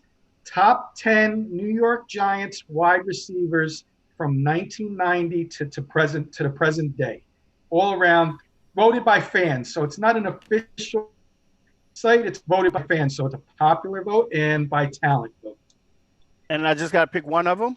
One of them between 1990 and today. Okay, I'm going to say Victor Cruz. Victor Cruz was number 3. Ah! You're on the board. You're still alive because you get it. Kurt, or the audience. Does anybody have it? No, but I'm going to throw Beckham out there. Yes. Beckham was number 2. No, sorry, number 4. Okay. Petro. I'm going to say Tyree for that lucky catch that he had. No. What? Oh, my God. That's great. You're okay. You're a Redskins fan. We weren't expecting you to do well on this anyway. We weren't expecting you to do well on this anyway. Frauds. They are such frauds. Paul. Monty Toomer. Monty Toomer was number 1. Oh, good. Really? That's where I was going next. Jim. See, I was going to actually ask Steven about my dad's favorite player, Mark Bavaro. You know, but he was a tight end. But yeah, did Bavaro ever talk to you? Did he ever talk? Oh yeah, we just did a Super Bowl. The Super Bowl we did together up in at a resort this past Super Bowl. Man, he was up on the panel. Mark talks a lot now. Does he? Oh yeah, he's good, man. My father would be like, when he scored and just whatever, he goes, "That's what you do. You see, you give the ball to the ref. You do that. You don't show it." And he goes, "That's the guy you follow." I'm like, all right. Yes, all class. Well, 100%. Plaxico Burress. The Plaxico made it as number 5. Pulled that out of nowhere. Man. We're going to go back to the touchdown maker. Oh, my goodness. I can't think. Let me see. Oh, come on. You just say yourself Say your own name. Come on. When all else fails. Point to that guy behind you. Let's go Dale Schaffner. No. Y'all like who? Too early. He was the number 85 back in the black and white days. Dale Schaffner. Yeah, Homer Jones, right? Homer Jones. Kurt. Real quick, Bobby Blackjack is giving out a shout out. He's he owns the I-95 Sports Network, which are on tonight on Zingo TV, and he's saying, so awesome to see one of my favorite Giants on my I-95 Sports Network. So Bobby's saying hello. Steven. Tell Bobby I said thank you very much, man. Appreciate it, brother. All right, I got a couple of them. Mark I'm going to go with the audience on this, Kenny. Hakeem Nicks. Yes. Okay. Good one, Mark. I forgot about Hakeem. Good one, Mark. There's Hakeem Nicks on this list and David Tyree, who had I just don't understand it. I just don't understand. Oh, my God. Yeah, these are just voted by fans to say, you know. Go ahead, Petro. You're out. Paul. How about Ike Hilliard? Yes. Wow, good choice. I forgot about Ike. We have real 4 good left. one. 4 left. I'm going to use mine right now. Stephen Baker. I'm going to give you a hint. I'm going to give the touchdown maker. I'm not getting thrown out of the game. Two of these guys played on the 1990 Super Bowl. Receivers? Yes. Mark Ingram? Yes. Get out of here. Guys, Mark's on the list. you know how many passes we caught that year? Mark caught 34, and I believe I caught 32. We're the lowest number ever tandem to make it to a Super Bowl with that. But you caught the big This one. was on a random Exactly. site called Rankster. They ranked the top 30 wide receivers. I went with the top 10. Well, I'll be. And darned. who's the other Kurt? Let's see if the audience knows who's the other The wide audience receiver. is all Hint, over it. he's on our The panel. audience He's is our all special saying. guest. The audience is all saying Baker. No I way. pulled that out. Absolutely. Thank you. I was waiting for it. Steve, you made the list at number 10. Get outta Number here. 1 on our books now. Oh, okay. That's cool. On the list, guys, was Mario Manningham and Sterling Yeah. Shepard. Oh, yes. Okay. Good one. So that was Danny. it. That was a little fun top 10 segment. Sterling Thanks Shepard, for joining though? us. What is with that. Sterling Shepard? Has he really done anything, though? Okay, I'm not yeah, trying to diss him, but I'm like, I don't know. I don't see it just yet. I agree. You know, he needs to step it up a little bit. Yep. You know what I mean? Yeah. You watch it, you see it, Paul. We can't thank you enough for joining us tonight, Steve. It's been Yeah, a man, lot of fun. I really and had fun dream with of it, mine- man. Dream of mine to talk to one of the players on my favorite football team is an honor. Thank you No, for joining thank you. me. And I enjoy made talking me very- football, man. Anytime. Thank you so much, Steve, for joining us. Thank you, Kurt. Really appreciate it. Coach. Stay safe, and we appreciate you. Go touchdown maker. Thanks, Go Steven. Big Blue, Thank you, baby. touchdown Oh! maker. Oh, There it is. pulling out the hardware. Uh-oh. Yeah. Well, you guys be Guys, safe, anything man. else real quick, Steve? Sure. Stay Anybody safe, want- Steve. That's an exclamation point right there. Thank you, guys. Thank Thanks, you. man. God bless. Awesome. Thanks, Steven. Thank you, buddy. All right. God bless. That was God, awesome. he was such a nice guy. I wasn't going to go out there and be like, yo, man, by the way, the Giants stink. So, you know what? He was. Petro, you got to know when to eat it. You know what? I did. Hey, guys, we'll work. Thank you, Paul, for getting Yeah, Steve thank on. you, It was Paul. helping us. I've had the pleasure being Facebook friends with Steven for about 4 or 5 years and met him at least twice just through random, meet and greets and stuff like that. Just always been so cordial and polite to the fans and everything. I thought I'd give it a shot and ask him, and he was gracious enough to agree. It was awesome. No, awesome, You know Paul. what? Thank An you. honor. Those people. Honor Those guys mine. are out I don't there. know how you guys feel as other fans, but just to talk to somebody on your favorite team, man, it was just gave me goosebumps, giving me chills right now. Next week on K&K, Pat Mahomes. Oh. Kurt's working on Drew Lock, guys. Don't worry. Hey, Drew Lock might be sitting next to me one day in his seat. You like You better this? watch. Get out of here. That was awesome. By the That way, was Gary, awesome. guys, Gary Giordano's just saying that was so cool, guys. Thanks. It was. It was So- really, to talk to one of your favorite players and, team Super Bowl winner. It's just. And you know what? And Kenny and Paul, I mean, you guys Giant fans, I mean, that's one of, that's got to be, like you're saying, but that has to be one of your guys' like greatest memories, like biggest touchdowns ever. Him scoring that Mark's touchdown listening- in there, you yeah. know, in that Super Bowl. If Mark's listening, we watch games on Sunday and we wouldn't call him Baker. He was touchdown maker. That's all we would like. Oh, it's a touchdown maker. And, he like Steve said on the show, he had 35 catches that year. But if he caught 3, the touchdown maker, it's just, he had that nickname. Yep. That's cool. I had to ask While we got Paul on real quick, let's do our interactive since we're running. It's a little after 9 o'clock. Okay. And then we got to do our court session. Hey, Kurt, I had to ask him if he was watching the field goal or not. Because, like you said, in such an iconic sports moment, Yep. you know what? In all those big moments in sports, you Yep. know what? And it is. Some people can watch, and some people got to say, you know what? I'm going to turn away and wait for a reaction. And that's awesome.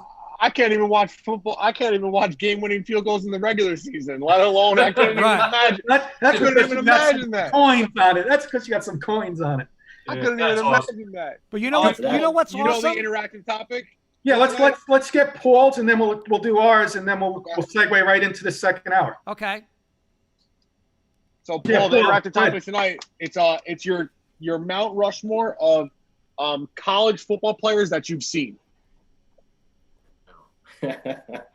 All right, let me think now. I'm not the biggest college football guy, but I mean, I could certainly think of a few that stand out.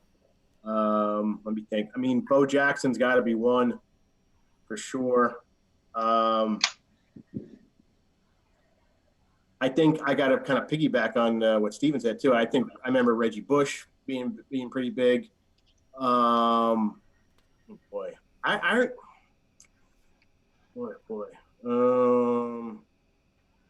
Yeah, if I watched a little bit more college football, I have. But those are the two that stand out. I kind of remember like Ricky Williams being like just a kind of a big deal.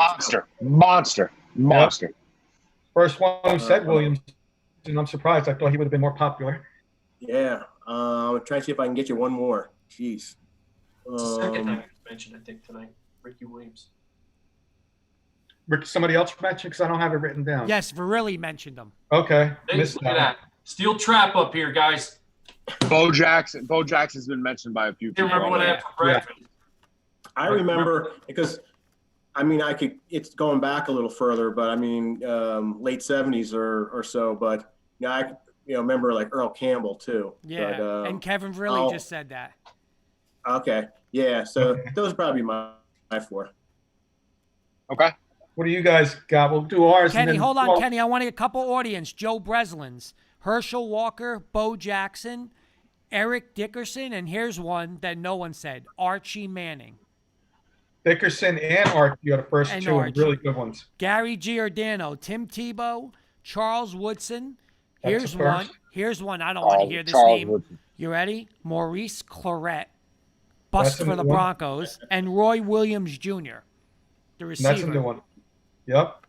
That's a good one, too. I'll do mine real quick. Okay. Mine was Herschel Walker. Thought he was the best running back. Them two were the top two. Herschel and Bo.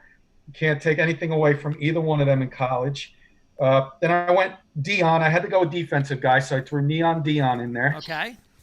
And I tried to do nicknames, too, because that's going to be our next question. So I did guys that are good and with nicknames. My last guy that nobody has said, Doug Flutie. Okay. Good one. That's a good one. Jim, I want to hear yours because you said we got one that nobody has. Yeah, you know what? Obviously, growing up, Earl Campbell was my favorite. You know what? He just ran through you, over you, past you, around you, whatever you need to do. He said, if one guy tackled me, I didn't feel like a man. That's all you need to know. Second guy was Archie Griffin. I remember, like, you two-time Heisman Trophy winner. That just didn't happen back in the day. The next guy, if he had the proper guidance, I think he would have been one of the all-time greats, and that was Marcus Dupree.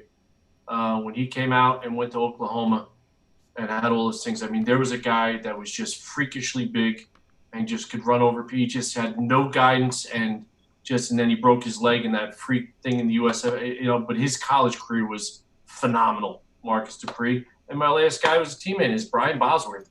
Sideline to sideline, brother. That's a good one. Bosworth's a good one. I didn't even think of Bosworth. That's a good You know one. what? That's why I'm on the show. That's a good one. By the way, You guys stay on the highway, I get off. I get off the exit. there's a reason why there was a few names that weren't been mentioned yet. Jim's showing his age. He said, Petro said in the Mount Rushmore that if you have seen, that's why there hasn't been many Archie Griffins or Earl Campbells on that list, Jim. Hey, audience Don't out need. there. I love Let's you, Jim. go. Older people. I'm messing with you. Come in Kurt and go. Petro, That's right. who's next? Who's next? I'll go. I had 5, but I'll give you my 4. My 5th one, who would just about He always make it. cheats. You notice that, guys? No. I'm saying And, this and he's going Wait in to for start here tonight. He's up there hacking away at another Got the face chisel. on Mount Rushmore. Reggie. Like, The guy that just missed was Reggie Bush. Okay? Just missed. He's looking up at the. He's the one. Why he's at Mount Rushmore looking up. Number 1, Bo Jackson. Number that. 2, my boy Cam Newton. Single-handedly, he changed. I'm sorry, he changed the quarterback game with the quarterback power and the quarterback ISO. He changed that game when he got in 2010, one season. It's a phenomenal year. First year player, Chisel out, Cam national Newton's championship, face. and Heisman Trophy. My 3rd guy, Tim Tebow. I don't care what anybody says. That guy in college was just the best winner that's ever played that game. And number 4, I was shocked because I think Baker picked this guy, but I thought nobody would have him because the most explosive player I saw growing up was I want to say it was 88, 89, the Rocket Ishmael from Notre Dame. Mr. Touchdown Maker Baker said it. Yep, I'm putting him on mine because he was electric. I agree. I was going to put him on my list. And then, Petra, what are yours? So I also have Tim Tebow on mine. I completely agree with Kurt. I think, in my opinion, from what I've seen, I think Tim Tebow is the greatest college football player that I've ever watched. He was the epitome of winning. Man, I'll never forget when he got hit. He got popped in that Oklahoma National Championship game. He had everything all over him, and the only time I saw Tim Tebow ever do it, he got up and he did the gator clap in that dude's face. That was awesome. And that press conference when he was in tears when he lost that game. Oh man, I wanted to go to war for that guy. He was the best. I have Reggie Bush on mine. I think Reggie Bush he kind of was the first flashy kind of, in your face guy. I love Reggie Bush. USC did him dirty. I'm glad that they overturned everything and he's allowed to go back there and his likeness is known there now because that was wrong what they did to him. I have Johnny Football. Johnny Manziel, he came in and he shocked and beat Alabama twice. Youngest person, first freshman ever to win the Heisman Trophy. It's a shame that his pro career didn't work out. I was a big Johnny Football fan. And Vince Young, he ended the USC run and that USC team that was unbelievable. They had no business winning that game. And Vince Young put that team on his back, and that was one of the best college football games. That was one of the best football games that I've ever watched in my entire life. That game was sick. And if you look at Vince Young's stats in that game, they are absurd. They are absurd. And honorable mention, I'm going to cheat too because Kurt had one. Mike Vick. Yes. Mike Vick changed the game. Mike Vick changed the game for everybody. He put Virginia Tech on the map. Virginia Tech became a hot spot for kids to start going to because of Michael Vick. Yep. So that's my four and chiseled in extra face on my Mount Rushmore. Kenny, Mark Calderio's given his. Bo Jackson, Charles Woodson, Herschel Walker, Earl Campbell. Charles Woodson was a damn good player, man. Yeah, none of these guys on this list, you're looking at them and say, oh, they were bad college football players. No, we're just talking about the best. I can't disagree with any of these because these are good. Yep. This is definitely a good debate. Okay. I'm going to segue right into our second interactive. Okay, Petra, sorry. Jen gave her list. You want to hear it? These are going to be what? No. Jim adjusted the hat. Jen's list is Mahomes, Honey Badger, Kelsey, and Cheetah. ... Tell Jen I apologize because I did see that comment and I just bypassed that. I don't. Okay. I she did. Said her birthday's in 45 days. Just to let you know. Paul, we got a second question. I'd love to get your answer to a couple of ones that come off the top of your head. Since we had Touchdown Maker on, our second question was going to be for the audience. Some of the greatest sports nicknames that you can think of in history. So obviously, Touchdown Maker's on my list. That's a good one. I mean, I'll go with that. As one. I like it because I got to. Somebody I say that not because he was on our show. Like he's a guy that I went and watched the Giants games and just called him Touchdown Maker. Like we knew him by his nickname. And there's not many athletes that you call by their strict nickname. You call them by their last name. You don't. Kevin call them their Verrilli, nickname. Our guy Kevin Verrilli's throwing one out. He's saying the fridge. That's going to be a popular one. That's a good one. I'll throw one out with my guy, both of my guys, Mr. Elway, the Duke, and Mr. Manning, the Sheriff. Okay, Paul, we're going to be getting into a little court. You're more than welcome to hang around and be the judge. I don't know if you know what's going on, but we're gonna have a little college court to hang around, while we get into this court session. Totally up to you. Sure. What's the topic again? I didn't hear that. We're going to be talking college football. Kurt and Petro are talking. The college football debate is college football playoffs. On the top-ranked teams. Wait, Kenny, I got to interrupt you because when Stephen Baker's making a comment, I got to interrupt you. He's answering this topic, and he's saying Danny Dimes. Danny Dimes. So Stephen Baker, the touchdown maker, is saying he likes Danny Dimes. We're just going to do college football. Kurt, you explain it to Paul. Basically, we're gonna have like a little court session, Paul. If you want to stay, you're more than welcome. Me and Petro. Kenny got put on the spot. Kenny made a statement a couple weeks ago, and he's gonna get called out in front of the audience, basically in a couple of minutes. And Jim's gonna try to defend him. Basically, that's what's gonna happen. Okay. So, so I got a coin. I'm gonna flip a coin to see who gets to say their opening statements first. Sure. Kurt, you call it. I'm gonna let it drop on the ground, and I'll let you know what it is. I'll be honor system. We're going to go tails. It is heads. Okay. Do we want to open up first, or do we want them to open up first? You know what? We're going to let them have their opening statement. All right. Petro, you want to go first, or you want me to go first? Totally up to you. Well, the rules are how long for this first one? We have 2 minutes each. I'm going to tell you something. I don't need 2 minutes because what I have written down here is pretty self-explanatory as to why the SEC should always have 2 teams in the college football playoff. Okay. Okay. So first I did top 25 finishes. Okay. So not how the rankings come out when the games are over. Top 25 finishes by each conference. So I did it since the college football playoff have started for that one. So it's only the last 6 years. It started in 2014.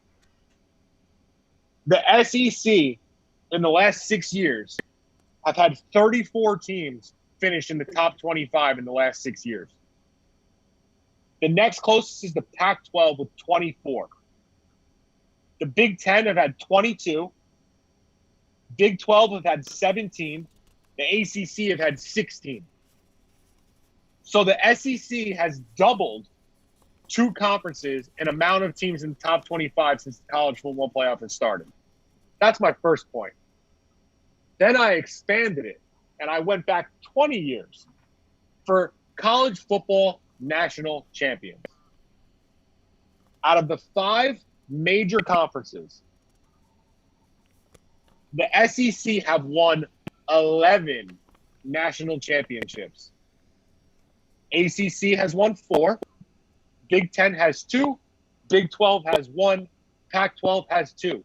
The SEC has more national championships in the last 20 years than all of the other major conferences combined. That's the end of my point. There's no point in either neither. That's it. All right. Nick Saban for president. Does Kurt have to eat like a raw oyster if he loses this, or no? There's no oysters involved with this, Paul. But I just can't see how Jim's gonna even I don't know if Jim wants this job tonight defending Kenny, because I don't know what points they can make. Because listen, Petro stole my thunder with. I was just gonna start with this. You have a shirt and tie. I do. From 2003, since the BCS championship. 03 LSU, 06 Florida, 07 LSU, 08 Florida, 09 Bama, 10 Auburn, 11 Bama, 12 Bama, 15 Bama, 17 Bama, 19 LSU. That's 11 out of 17 years national championships. Okay?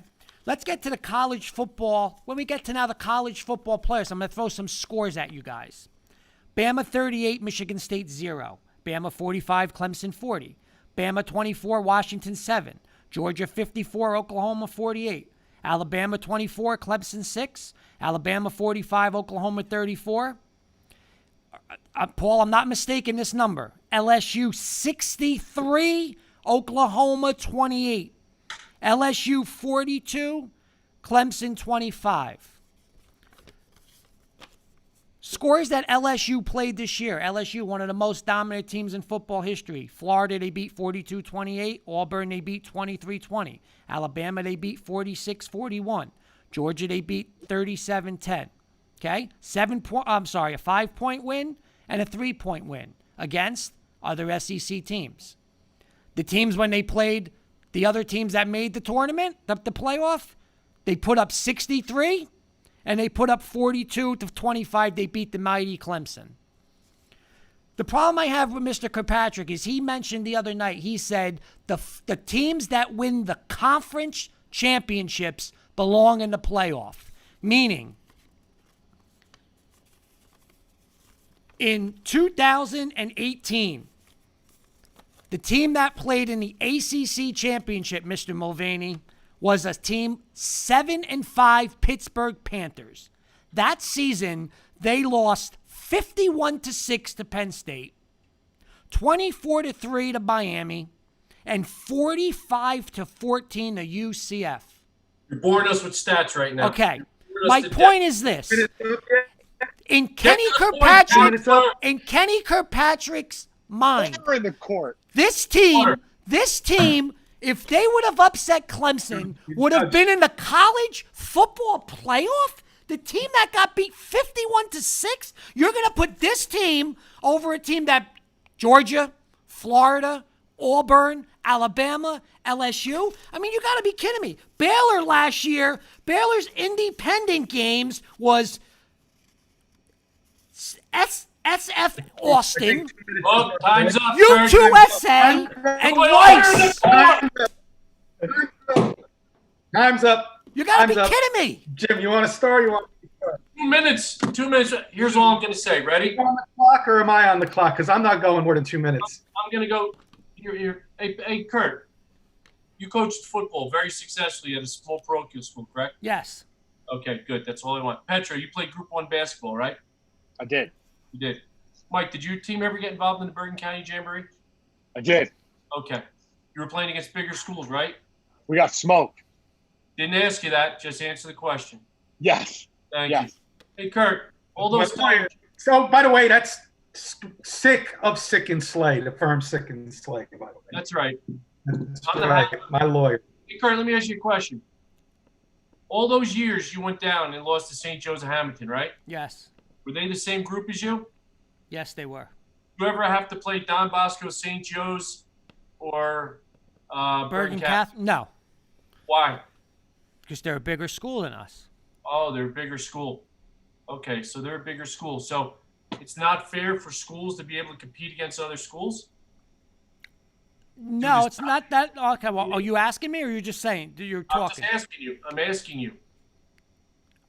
In the state regulation for the playoff committee, you have to play in your bracket.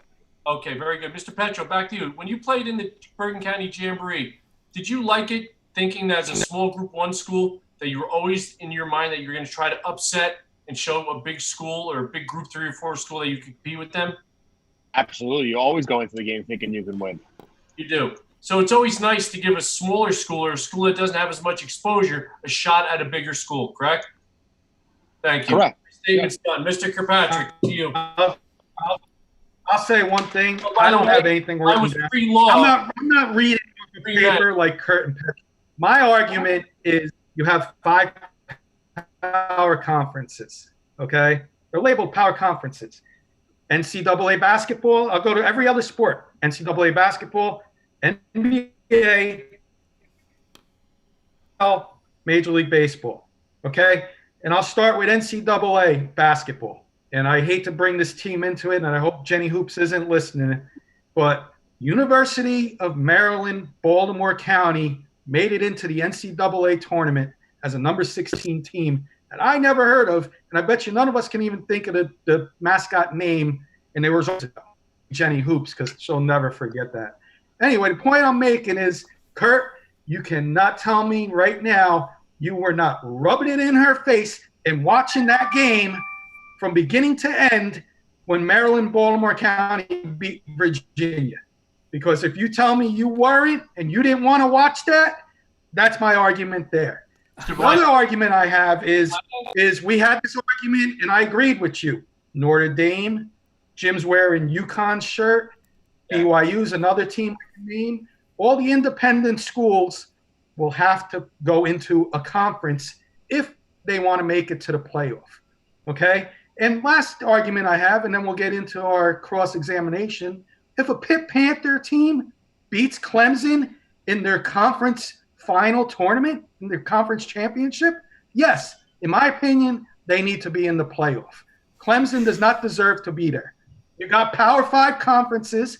You watch all the upsets in the other sports. What's the difference in college football? I do not want to watch Alabama. Alabama plays LSU. All right.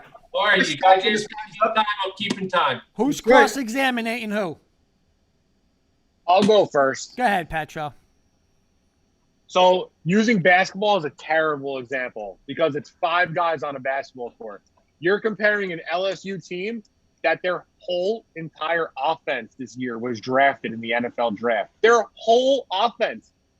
That's sickening. That's like unheard of. That's like the Miami Hurricanes of 2001 when 26 guys got drafted. It's unheard of type of things where a whole entire offensive team gets drafted from one college football team. So I think, and Jim's example of small schools, big schools, it'll never happen just because of the case that the power of the schedule that they play, it's different. Okay, LSU, the teams they beat this year, they played 7 teams that were at one point in the top 15 in the country. Top 15 in the country, and they're all in the same conference. That's insanity. I just don't see how there's any comparison to where the SEC, the ACC, you got Clemson, and you got the Hurricanes who, sure, they're coming up now, but they're not the same Hurricanes they used to be anymore. And you got Florida State. Florida State is at laughable now. They're terrible. So you got Clemson, and that's it. The Big Ten. Ohio State, they're awesome. They're phenomenal. They're good every year. Michigan is on a downward slide. Everybody sees it. Michigan State, they're good maybe once every 3 years that they can compete with those teams. It's just, I just don't see how even the Pac-12 isn't even powerful anymore. Oregon is good. Again, they compete once every couple of years. USC, yeah, sure. They're ranked every in the top 25 because, they're USC. It's the SEC. It's the big boy conference. There's a reason why they get the most draft picks for the NFL draft every single year. They're men among boys. Listen, and I want to watch men. Wait, I got to cross-examine Kenny now. Hold on. Just because you got the big microphone doesn't mean you can't always jump people. I was just using basketball as an example. I was trying to get into your heart a little bit. I wasn't comparing basketball and football. All right, now, Mr. Valente. Okay. I agree. Well, I was going to say, go ahead, Kurt. I'll let you go ahead. Hold on. I wasn't agreeing with the heart thing. I was saying how when UMBC beat Virginia, it's a bad example because it's 5 guys. You know what I mean? If you're going, I'll throw an example out. Seattle Seahawks 7-9. Do they deserve to be in the playoffs? They won their division. Okay. Well, why are they in the playoffs? What happened? They ended up winning a game that year, didn't they? Okay, but Mr. Kirkpatrick, Mr. Kirkpatrick, what is the college football playoff? Why did they build the college football playoff, and who is supposed to be in the college football playoff? College football playoff is supposed to be for the top teams. So the 4 what teams? When you say top teams, does not necessarily be ranked. Wait. You just said the 4 top teams. Does that mean the 4 best teams? I guess it does mean the 4 best teams. The point. Okay, so is a 7-5 is a 7-5 Pittsburgh Panther team anywhere near the best 4 teams in the country? If they don't win their conference, they shouldn't be. Well, no. That just answer my question. Regardless of what they win, are they one of the top 4 teams in the country at 7-5? No. Okay. So you can't say that team deserves to be in the playoff. What I'm saying to you is this. This year in college football, we saw Baylor and we saw Oklahoma battle each other, and then Oklahoma played LSU, and it was a shit show. It was 50-something to 7 at half. I saw Auburn play LSU, 23-20. I saw Alabama play LSU, 48-43. Okay? I saw Florida be in the game with them. You can't compare. If it's the best teams, I'm sorry.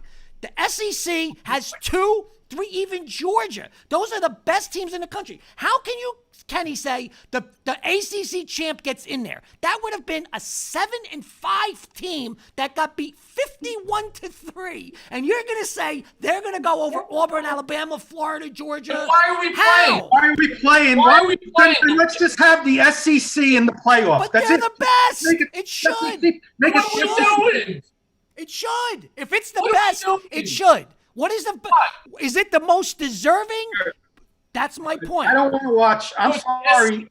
Auburn and Alabama play each other beginning of the season. Auburn wins. They play again in the conference championship.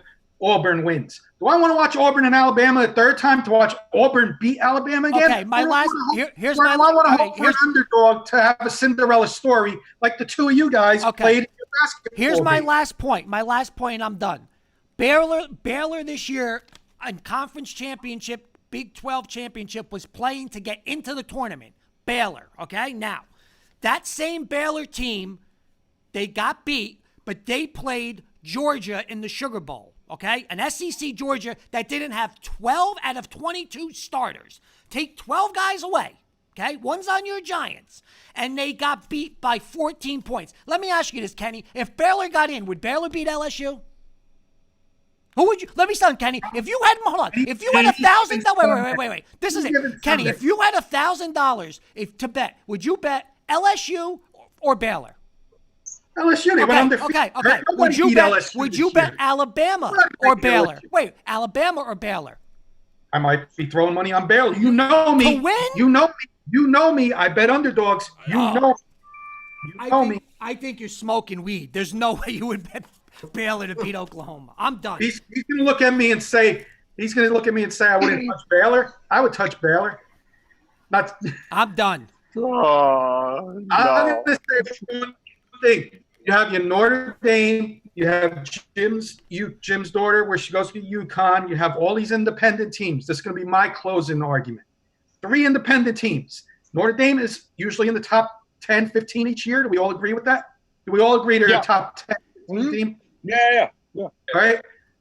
They go to then now, okay, and I agree with you to a point where the independents should not be allowed in the playoff because then they should pick a conference. You're going to have your Notre Dame go to ACC or the Big Ten. You're going to have your UConn go to the Big Ten. You're going to have BYU go to the Pac-12.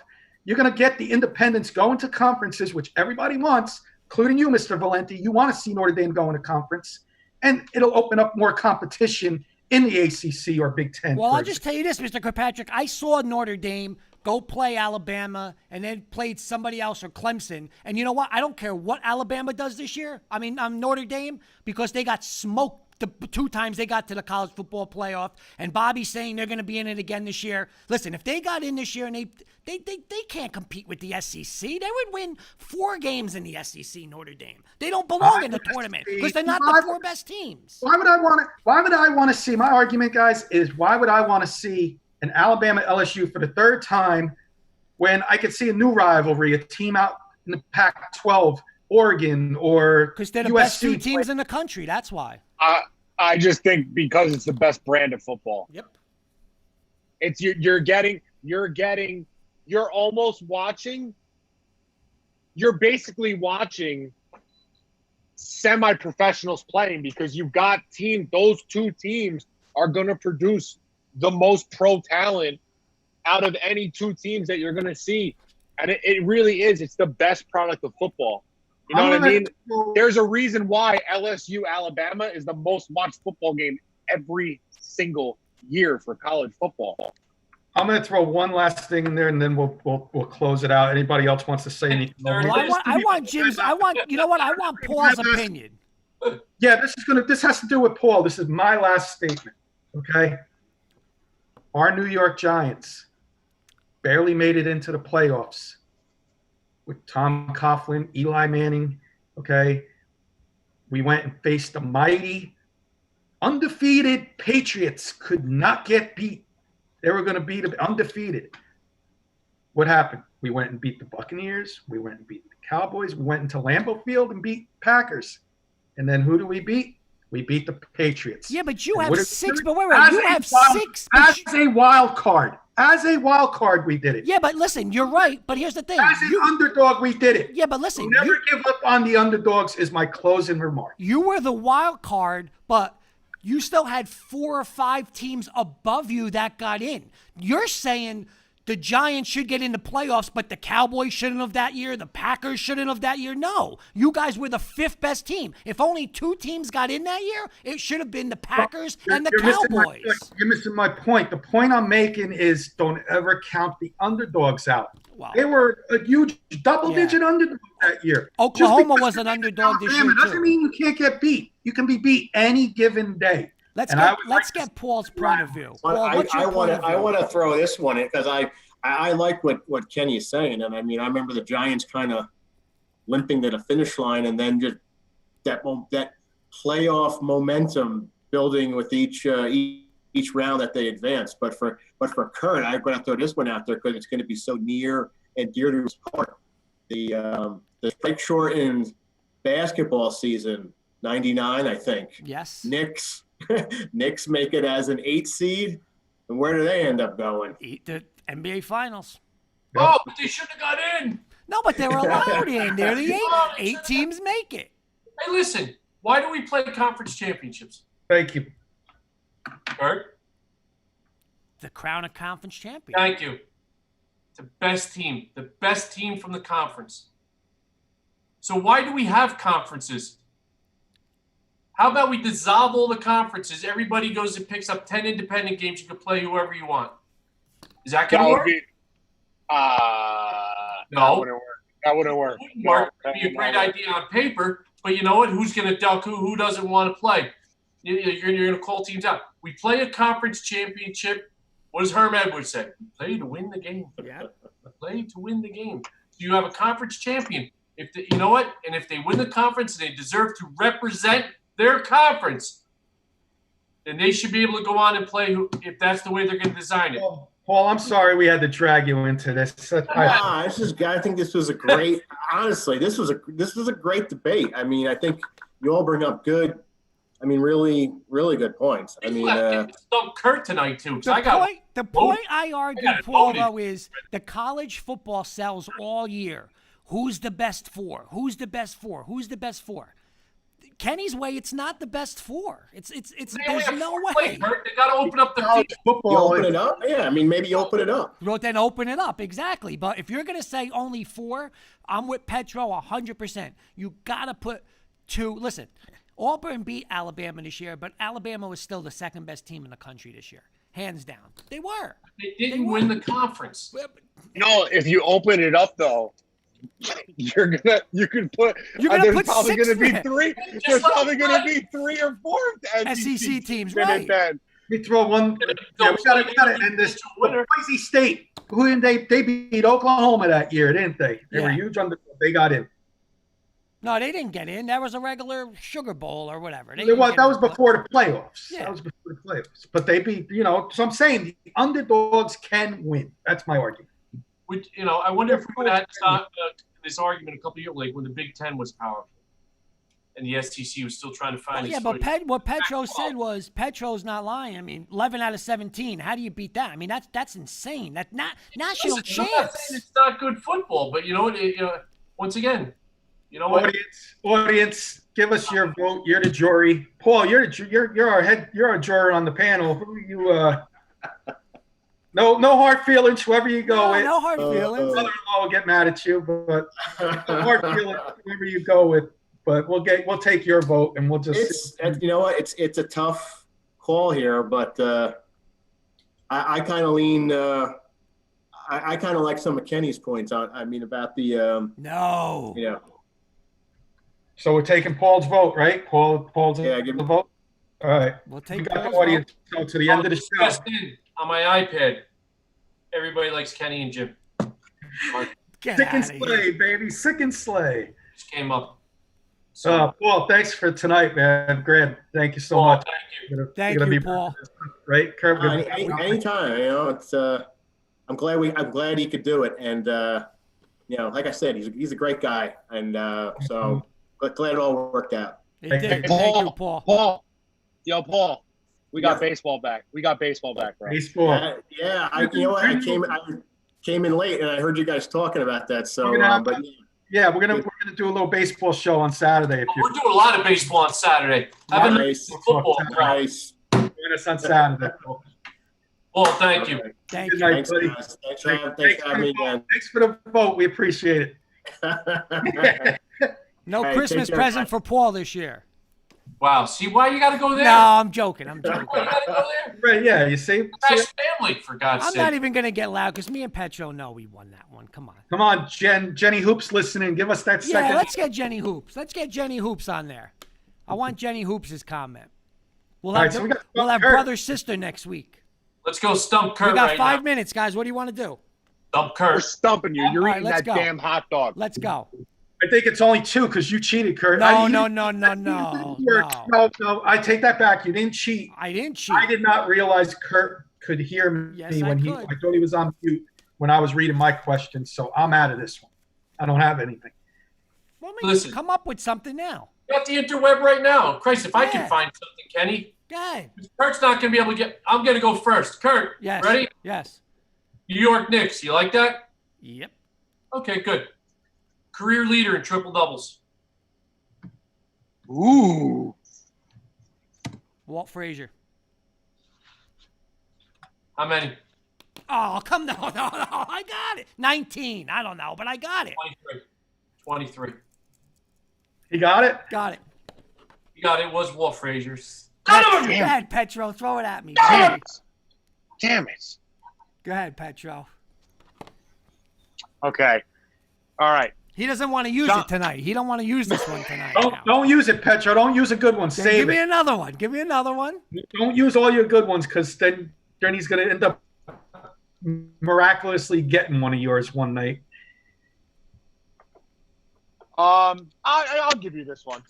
John Elway and Peyton Manning are 1 and 2 in passing yards for Denver Broncos. Who's number 3? 1 and 2 is Manning. Number 3 has to be. It's one of 2 guys. Steve DeBerg? Nope. Is it? Who's the other guy? It's not Morton, is it? It is Craig Morton. Ah!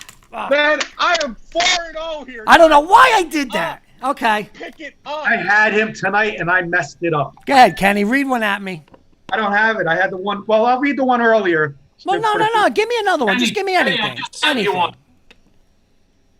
Kurt, I don't have anything off the top of my head. He just sent you one. All right, who's the all-time leader? Who's the all-time leader in 3-point field goal percentage for the Knicks? Hubert Davis. Oh wow, yeah, that's pretty good. You got that one. You know what? I got one for Kenny. Nick's you're not getting this one. Go ahead. Nick's all-time points per game average leader. I did get it because I did a little studying. That's got to be McAdoo. Let's go. Let's go. I had him tonight. I had Kurt tonight. He did not know this question. Let me see if anybody in the audience knows it. This head coach was drafted by this former Knicks head coach was drafted by the New York Knicks in the first round. Which former New York Knicks head coach was drafted in the first round? Kurt, we forgot something very important. Very important because we got carried away. I know, we did. Our giveaway. Yes. Our giveaway. Real quick, I'm going to read 3 questions. How did All you get that? How do we get our audience? Where is it? I lost the questions. Here we go. All right. There's no way you should have known that. First comment that comes in after the third question. College team, full name. Our athletic teams were originally called the Methodists or Wesleyans. Question number 2, answer number 2. John Wayne, clue number 2, I should say. John Wayne played tackle at this school, but lost his scholarship to a broken collarbone from a body surfing accident. Third and final clue, we won a national championship in football in 2007 with Pete Carroll as our head coach.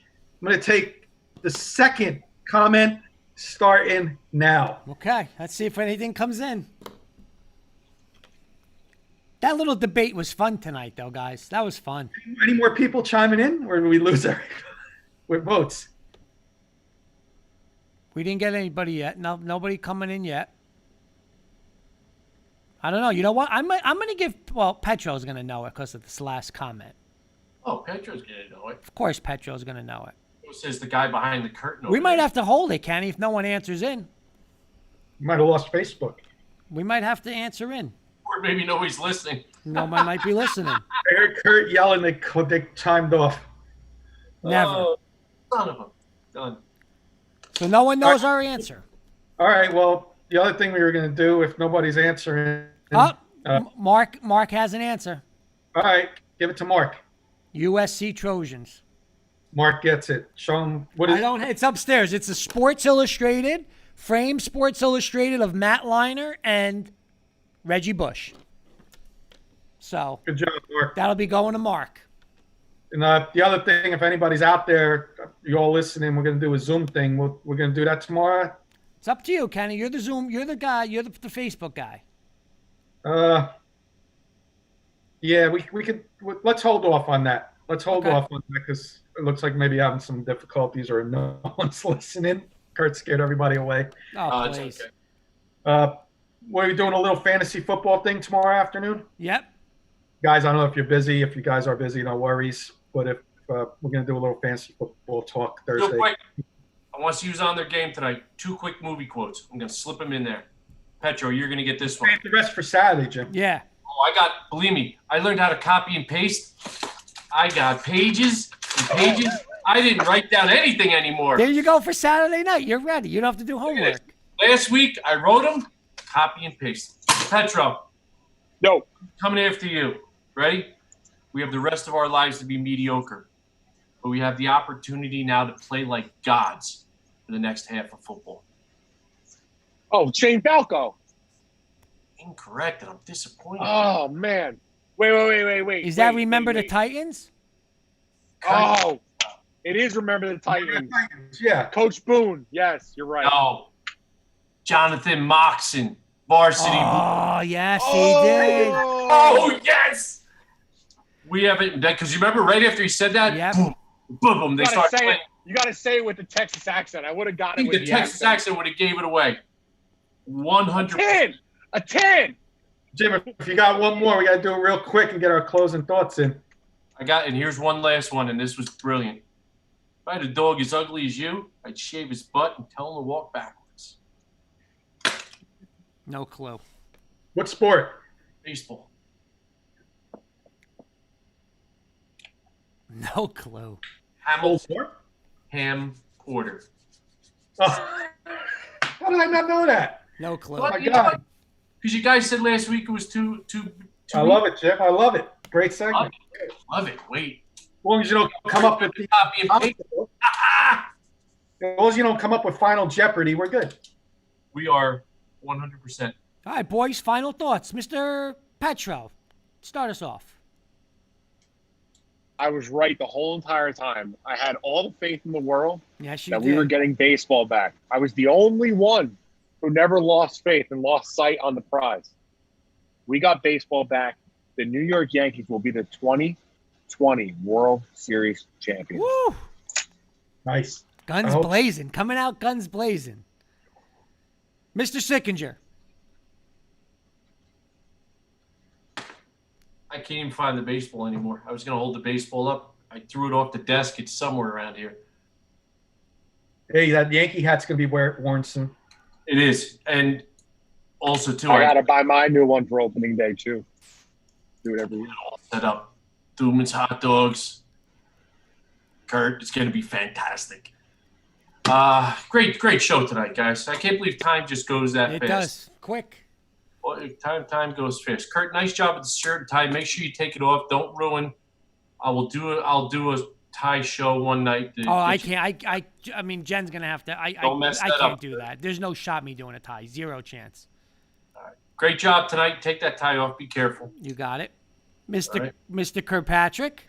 3 quick ones, real quick. One, obviously, the most obvious is I want to thank Stephen Baker for, as an NFL fan, but to talk to one of your a player on your team was a dream and an honor.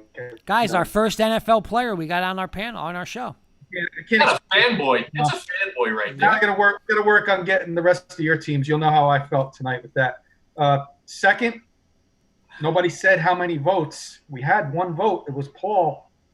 Sick and Slay won the debate tonight. So until our next one, and then in third, it looks like, guys, I talked to Kurt today. We're looking at sometime early August, making a trip up to Jersey. There it is. I finally get to meet Petro and Jim.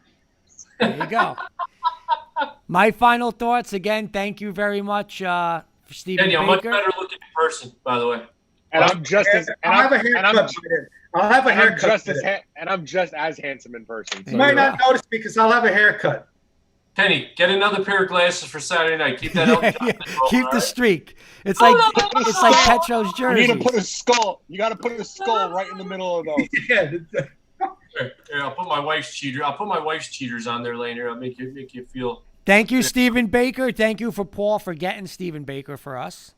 And thanks, Paul. We'll work on the next guest. And my final thought is, Petro, there's no way we would lose this argument in a real courtroom. Big boy conference. It's not even close. Mute him out, Kenny. Mute him out. Not even close. 1-0 to the Sick and Slay. Oh, and my final word is, just how impressed were you with me tonight? Because I was banging out I should have swept the board because I swear to God I had Craig Morton, and at the last minute I screwed myself with the Berg, but I was all over Sickinger. I had Kenny flustered. He couldn't even come up with a question. I'm sweeping the board. He didn't have mine, though. He was honest. In the honesty, he didn't have my question, and I opened up my big mouth. Next week, I'm sweeping that board, Petro. There's no way. I'm taking this undefeated to heart right now. I'm rolling with it. No way. I'm moving away from the Knicks. The streak goes on, boys. The streak goes on. That's it. All right, boys. We'll see you tomorrow for the fantasy show. See everybody else Saturday night. Absolutely. Thank you, guys.